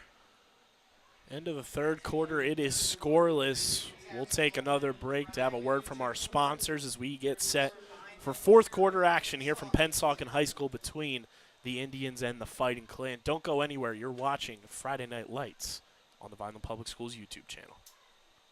Red and Gray Gridiron Club would like to thank the following sponsors for their support of the Vineland High School football team this season. The Greenview Inn at Eastland Golf Course, Reconstructive Orthopedics, Newfield National Bank, Van Dodge, Allen Associates, TechNed Consulting, Medio Law Firm, Barufi Brothers, G&S Dry Cleaning, Vineland Education Association, Dr. Michael Gorson General and Cosmetic Dentistry, The Claridge, a Radisson Hotel, Larry's 2 Restaurant and Catering, Botino's ShopRite, Coraluzzo and Torrisi Petroleum Transporters, Richland Carpet, Manny and Vic's Pizzeria, Sir Speedy, Rap Performance specializing in custom apparel and promotional items, and The Sweet Tooth. The Vineland High School football team and coaches thank everyone for their support on and off the field and look forward to another successful season. And welcome back, everybody. 4th quarter about to get underway here at Pennsauken. Kyle Bennett, Terry Love with you here for the South Jersey Gridiron Gang Game of the Week.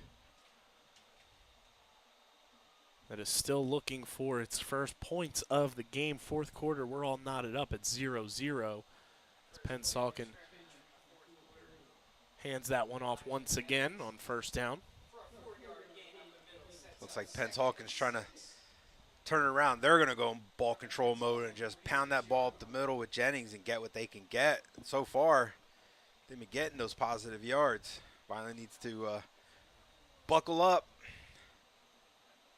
push them back into one of those passing situations. Fumble. Got it back.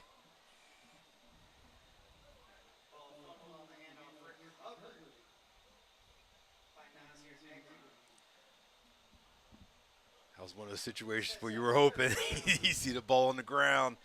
A glimmer of hope. Yes.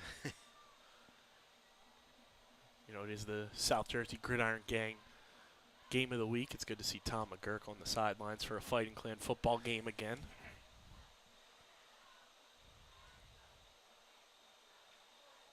Still around after all these years. One of the best to ever do it. Yes, yes, indeed. Always done a great job covering Vineland, so hats off. A pass here from Pennsauken, and it's broken up. And beautiful job at Mason Afanador dropping back, realizing the ball was going to be thrown to a receiver that wasn't as deep. Got in there. Timing was perfect. Put the hit on. Defenders there, too. And bounces off the back of, I believe, Noah Cruz. If he was turned around the other way, it might have been in his hands. Nonetheless, Vineland holds Pennsauken to a punt and almost gets in there. Does Mason Afanador to cause some havoc. And Rayon Carter was unsure, and by the time he made up his mind, he wasn't the best, but he ended up doing the right thing, just falling on it. Don't try to make something out of that situation, because that's how you make it worse. He's slow to get up. He kind of got gang tackled there, a little twisted up. He's hustling off the field, though.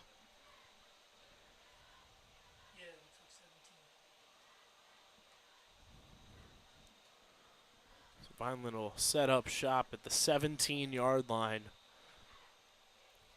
10:20 to go in regulation. All right, you're in a good situation. You can mix it up here with some run, some pass. Try to move that ball down the field. He's got to be smart about it. If the passing game, if it's not there, either take off running or throw it away.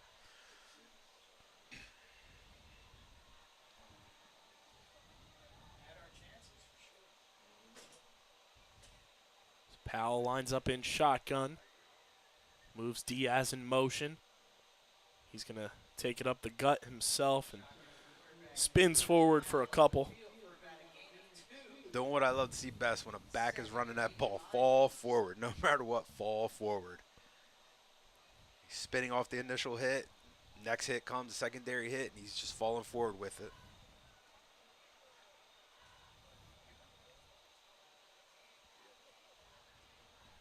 Thinking Coach Hendricks was taking another eye. Fanador's back in one-on-one coverage again. I think he may look to that here.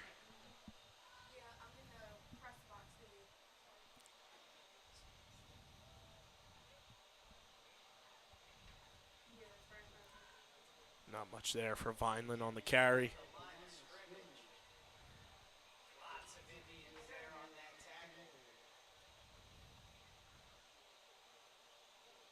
But again, not a whole lot there, not a whole lot of room, but you fall forward, you make something positive out of that.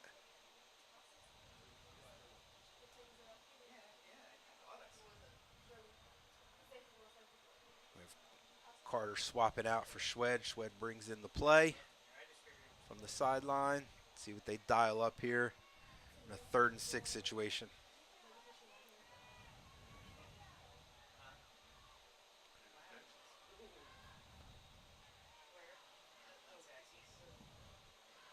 Powell rolling out. Keeps running. Not much there once again. A great job by the Pennsauken defense to kind of keep him at bay and string it out, but there's that football IQ I was talking about when that series started. Pass game, if it's not there, run with it, throw it away. Yeah, just throw it away. Don't give up that turnover, especially when you're down in your own end.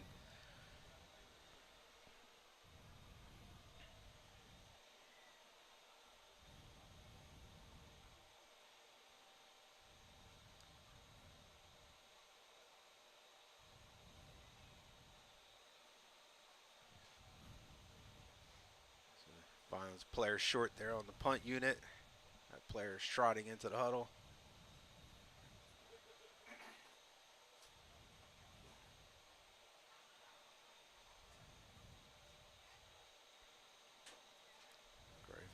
Drops back. Is a little bit of a floating snap there, but he gets off a beautiful high punt. Jennings has no choice but to call a fair catch. Defenders were coming. You hear the footsteps. You got to call that fair catch.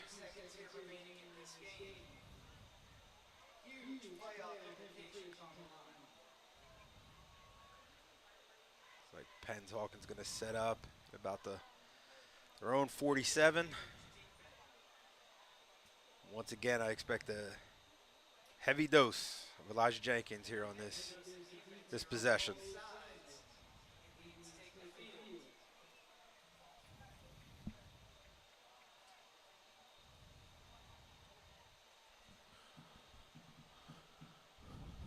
First and 10 from the 47. Swing pass. Oh, although he didn't make the play initially, I got to give all credit to Ryan Maven on that play. He read it. He got over there. Just his presence. The receiver just nervousness, whatever you want to call it, couldn't bring that one in. Great job of making that read and getting here. He's a little upset with himself he didn't get there, but you did what you needed to do for your team on that play. He heard Maven's footsteps. Yeah, exactly.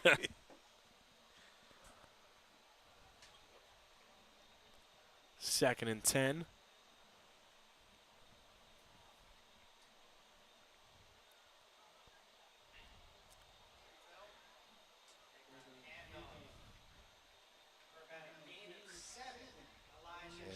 Jennings showing great vision on that. The play was set to go up the middle. Wasn't there. He took his little hop step to the right.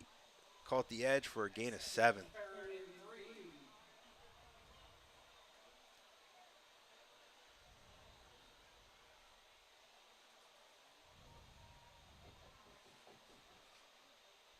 This one's handed off. Fumble, fumble, fumble, fumble. And who other than Ryan Maven picks it up. Horse collar tackle. Where's the yellow? There it is. Flag on the horse collar as well. Ryan Maven has had a phenomenal last 2 games. There it is. 2 interceptions last week, including a pick 6 that went for 67 yards to the house. Almost had a turnover on that last play. And then on this one here, scoops up the fumble, runs it down the sideline, gets horse collared, and now sets Vineland up with prime position late in this fourth quarter.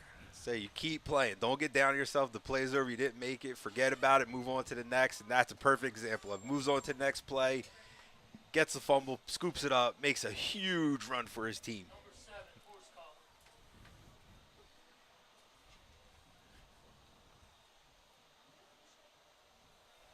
Move those chains.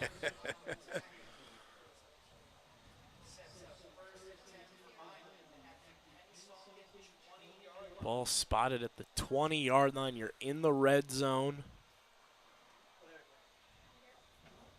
Talk to me, 3. What can you do for me? Hopefully the first thing he said in that huddle is, let's be smart. Yes. Then gave that play that's going to get him some positive yards. Xavier Diaz is the receiver to the bottom of your screen. Mason Afanador to the top. Afanador moves in motion. Powell going to carry this one himself. Picks up a decent chunk of yards there and moves deeper in the red zone here for the Fighting Clan. Yeah, the old Isaiah Pacheco play. that became a staple of Vineland's offense when he was the quarterback. Run that slot back in motion across, fake the handoff, and then just get through that hole.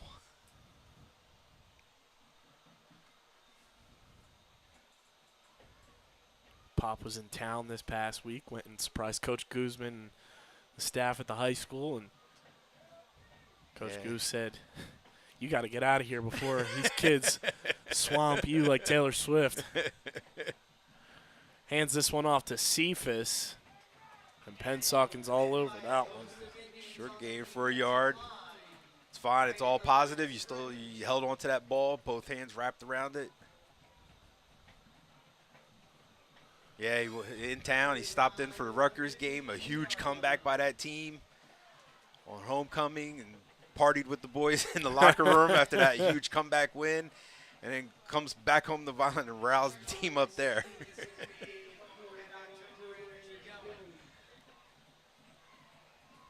They had that mini bye after playing on Thursday Night Football, and later this season, Pop preparing to go to Germany as the Chiefs will play in the European series that the NFL does. Vineland hands this one off once again. And Whistle. I heard a whistle.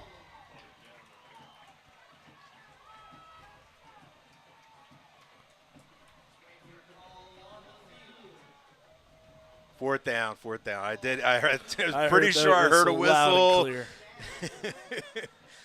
Because you know that's what they were looking to do, is rip that ball out. And here comes the golden leg, Colin Greif.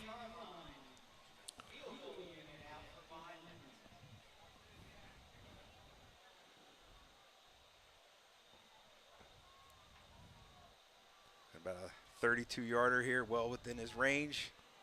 Ball snapped, spotted, kick is up, and it is down the middle. Good by plenty. 32-yard field goal for Mr. Golden Leg, Colin Greif. And our first points of the game gives Vineland a 3-0 lead with 4:41 to go in regulation.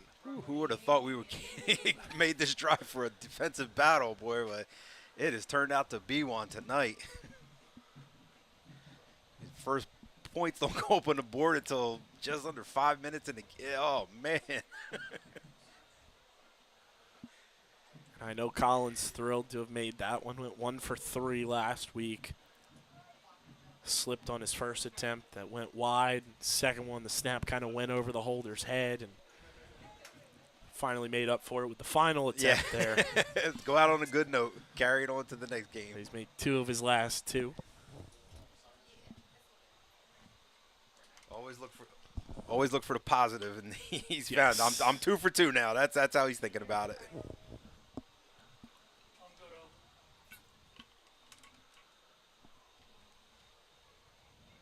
Both teams have 2 timeouts remaining.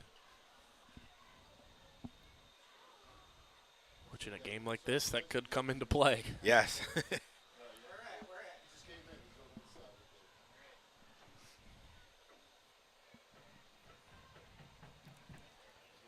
Greif sends this one. Live drawing kick. Fill your lanes. Great return for Pennsauken. They'll set up shop. Yeah, with an explosive runner like that, you got to hold your breath when that ball's going back to him. Ball's going to be spotted at the 41-yard line.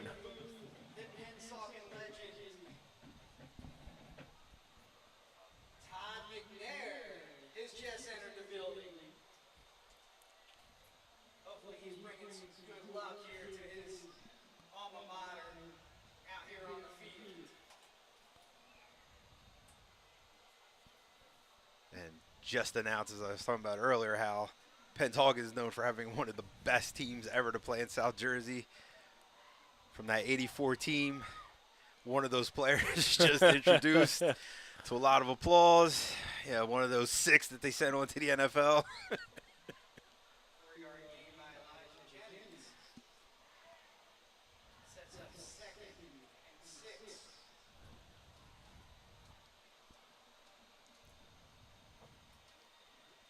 Soda out for a little bit of a breather. He's been playing well both sides of the ball tonight.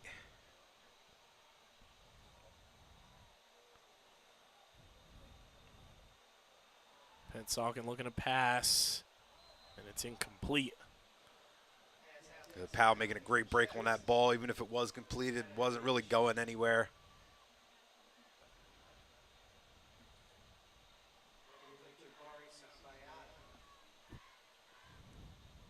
That was one of the things they talked about in that NJ.com article, is him being one of those top 40 under-recruited.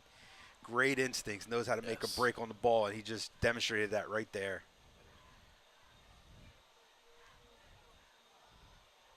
Great job up front. Great initial stop by Mason Afanador. That St. Jean made a good job getting a lot of penetration. Comes up a little hurt on the play, but tell you what, he did a great job to knife into that backfield, shed that block, and get in there. Now he's down clutching his knee, which is never a good sign.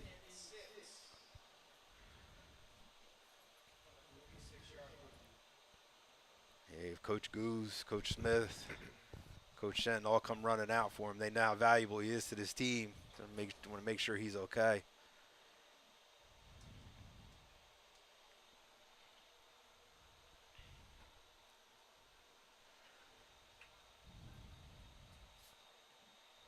There's all the Vineland players that are show respect, taking a knee. Coaching staff from Pennsauken telling their players to do the same. It's a great show of respect on both sides.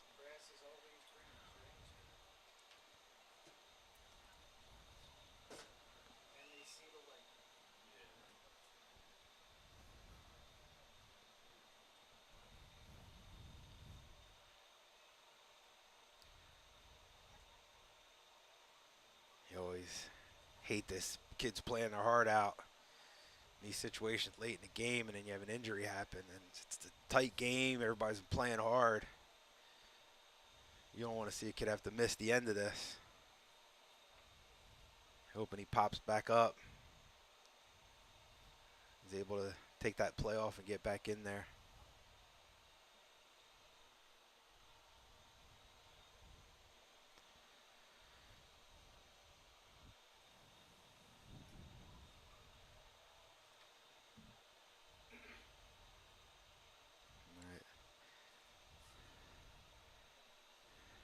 I have him sitting up. Trainers are talking to him. Trainers from both teams.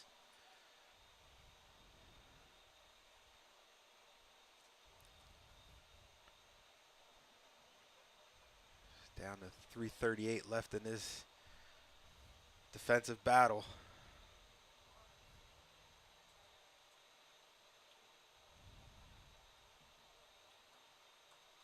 All right, trainers have him to his feet. Looks like he's going to get a little assistance off the field here.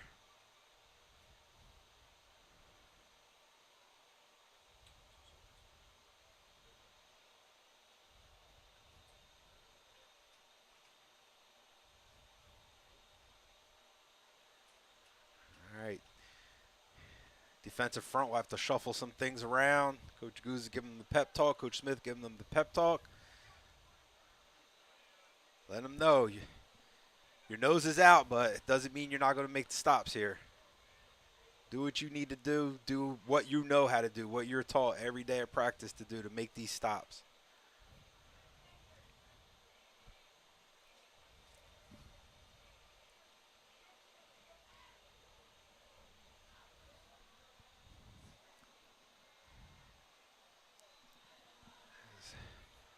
Looks like they're going to move Sode down to nose, take that spot, put Fivas at that tackle position. See what he can do.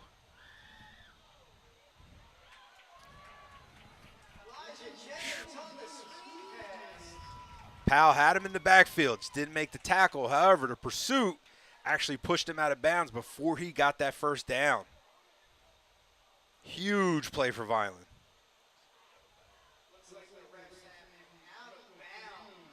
Huge, huge defensive stop for Vineland right there. With 3:24 left in this game, they have the opportunity to run this clock out, or at the least bit run it down to leave very little time. With for Pennsauken to put together any type of offense that's going to get any points on the board.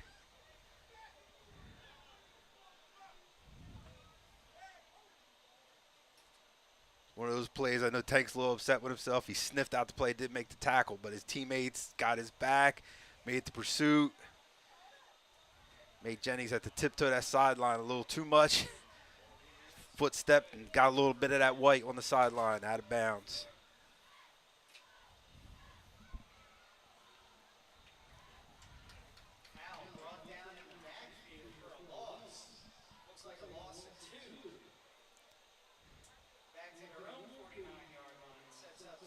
Stand corrected from earlier. Pennsauken has all 3 timeouts. You know they're keeping an eye on the clock and see if they need to use one of those really soon. especially them being a run-oriented offense. You're going to need more time if you get that ball back. 100%.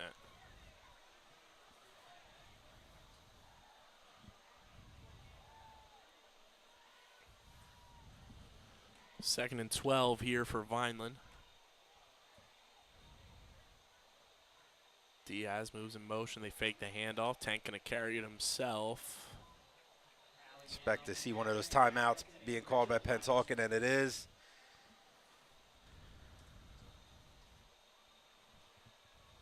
Sets up 3rd and 10.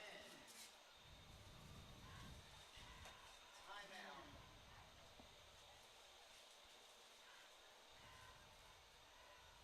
Taken by Pennsauken. Coach Hendricks, Coach Hendricks, Coach Hendricks. What are you going to call in this situation? It'd be really nice to pick up that first down and keep possession of this ball here.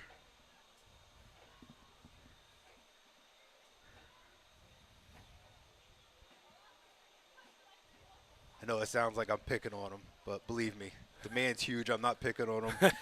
We happen to work together. We're both teachers at the same school, so I tend to ride him a little bit from time to time. He knows he takes it all in good fun. And to give him his flowers, regular season coming to a close tonight for the Fighting Clan, for him to swap, coordinator positions from last year, go from defensive coordinator, he was a defensive player his entire career. Yeah, he's like the guy doesn't know offense, from Millville to Miami U to the Giants. Like, he knows defense, and having to switch. Head coach at Cumberland Regional for years, and to come here, be the defensive coordinator for a year as Tank gets taken down quickly. Jaden Farmer, the leading tackler for Pennsauken, coming up huge right there, not letting Powell bounce that outside. And then Coach Hendricks, wanting to stay on this staff, says, I'll do whatever you need, yeah, Coach. Whatever it's going to take, whatever I can do to benefit those kids, that's what I'll do. Flips to the offensive side of the ball, and we've seen games for this team, against Bridgeton where they exploded for over 50 points, a 38-0 shutout last week against EHT. Yeah, even in the games where they ended up on the losing end, they still looked good offensively, still put up some points. Games against Kingsway where you were able to, improve from last year's performance against them. Games against, Clearview where you were in it until the very end. Yes. I remember joking with him when he found out Cliff Smith was back on staff. I was like, well, so if you go to offense, you might be bringing back the wishbone. Just keep it really simple. Colin Greif. Colin Greif with a nice punt. Beautiful punt. Get down there.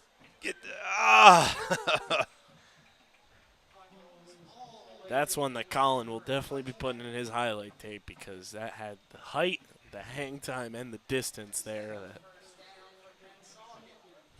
You just hope it would have slowed up just a little bit for the punt coverage to get down there and pin it, but they will take it.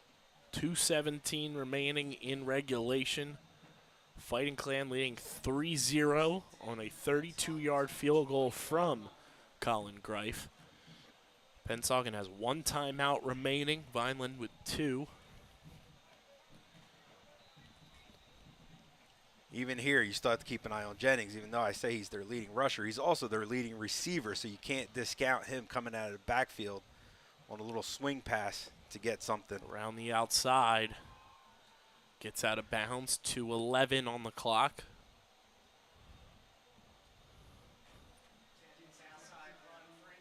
Good awareness there by Elijah Jennings to get out of bounds, save the timeout. Get what you can get out, get that clock stopped. They pick up the first down, so 1st and 10 from the 30. 2:11 on the game clock. Trying to keep them in the middle of the field, make that tackle, make them use that last time out. They opt not to. They're just going to try to hurry up and shuffle the play in. As we just tick under 2 minutes left in this game.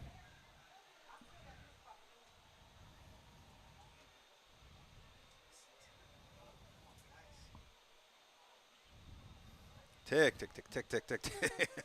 It's constant eye on that clock.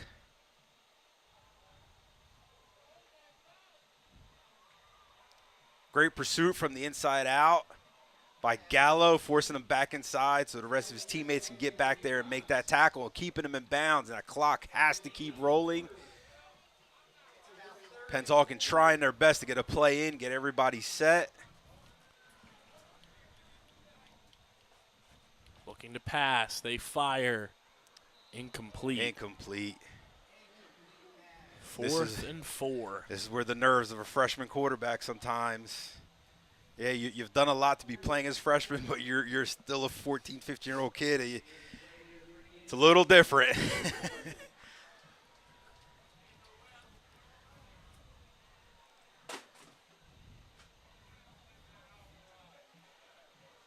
Playing against a defense that has a lot of upperclassmen, playing against a defensive coordinator who has NFL experience. Yeah. He's been in this position plenty of times as a coach and a player. He's dialing up the right thing. 4th and 5 from the 35.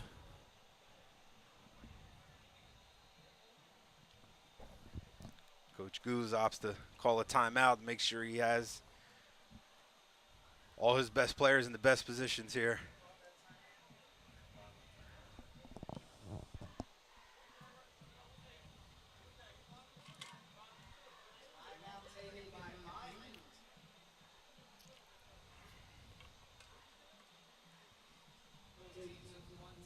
It's just a matter of in this situation, you're looking at a 4th and 5. Yes, they could just have a play all dialed up just to get the 6 yards, to get the first, or they may be looking for Vineland to be looking at that situation and maybe look to go over the top on them, go for a big gain, possibly a touchdown. So you got to be prepared for both scenarios, and I'm sure that's what Coach Smith and Coach Goose are in the huddle right now talking about.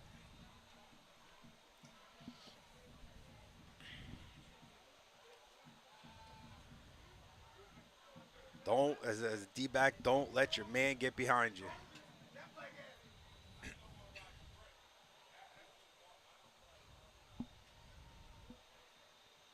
Shotgun snap, pressure, running back, screenplay set up, trips over his own lineman. Pass falls incomplete. Vineland will take over.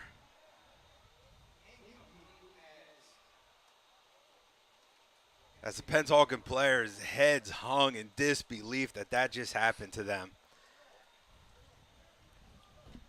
They were in a win and in situation as far as the playoff picture in Group 4, and that play may have just ended those hopes. Wow.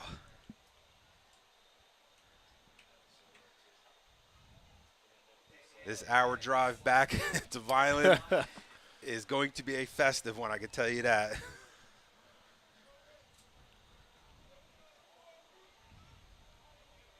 Hats off. Well, I'm not going to say anything yet. Still got victory formation to get through. Tank takes the knee.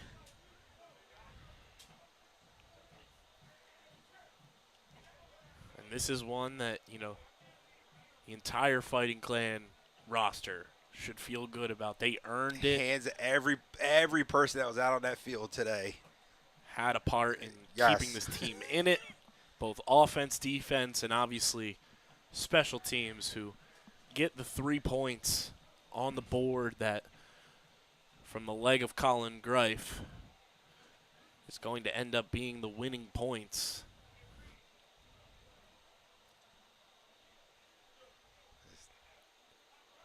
Tank's sitting there keeping an eye on that clock, letting it go down as far as he possibly can before he needs it to snap it.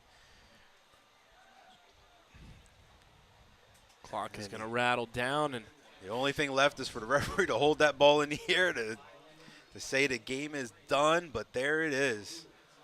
we go 5, 4, 3, 2, and 1, and that is going to do it. There it is. Here from Pennsauken High School, the Fighting Clan emerged victorious, a final score of 3-0, thanks to a 32-yard field goal from Colin Greif. The Fighting Clan improved to 3-5 on the season. And for Coach Guzman and this coaching staff, you have to feel incredible about the performance from this team. Like we were mentioning just a bit ago, you know, everybody had a part in making sure you came out victorious in this one. This was a total team effort win by Vineland. Yep, total team effort. On paper, you were overmatched against a pretty high-powered offense, but you don't look at the stats. You look at playing on the field. They showed that today. As you said, every single player had a hand in it. Came down to special teams, and Vineland, fortunate to have a good, calm, cool, collected kicker, knew the situation, knew he had to split the uprights on that one, and that's exactly what he did. So congratulations to the Fighting Clan. 2 wins in a row now for them as they await their postseason fate, whether it is the actual postseason or the postseason tournament that was implemented last season. I'm sure there will be more games on the docket before the big one on Thanksgiving for this team. Final score here from Pennsauken, 3-0 in favor of the Fighting Clan. Big thanks to Doug Diola and our entire production crew for producing tonight's broadcast. Be sure to subscribe to the Vineland Public Schools YouTube channel so you don't miss out on any broadcasts throughout the 2023-2024 school year. Big thanks to Terry Love on the broadcast with myself, Kyle Bennett here from Pennsauken. Congratulations to the Fighting Clan. We'll see you for the next one. Everybody enjoy your weekend. Go Phils. And we'll see you next time.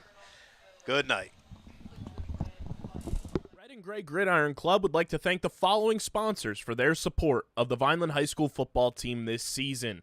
The Greenview Inn at Eastland Golf Course, Reconstructive Orthopedics, Newfield National Bank, Van Dodge, Allen Associates, TechNed Consulting, Medio Law Firm, Barufi Brothers, G&S Dry Cleaning, Vineland Education Association, Dr. Michael Gorson General and Cosmetic Dentistry, The Claridge, a Radisson Hotel, Larry's 2 Restaurant and Catering, Botino's ShopRite, Coraluzzo and Torrisi Petroleum Transporters, Richland Carpet, Manny and Vic's Pizzeria, Sir Speedy, Rap Performance specializing in custom apparel and promotional items, and The Sweet Tooth.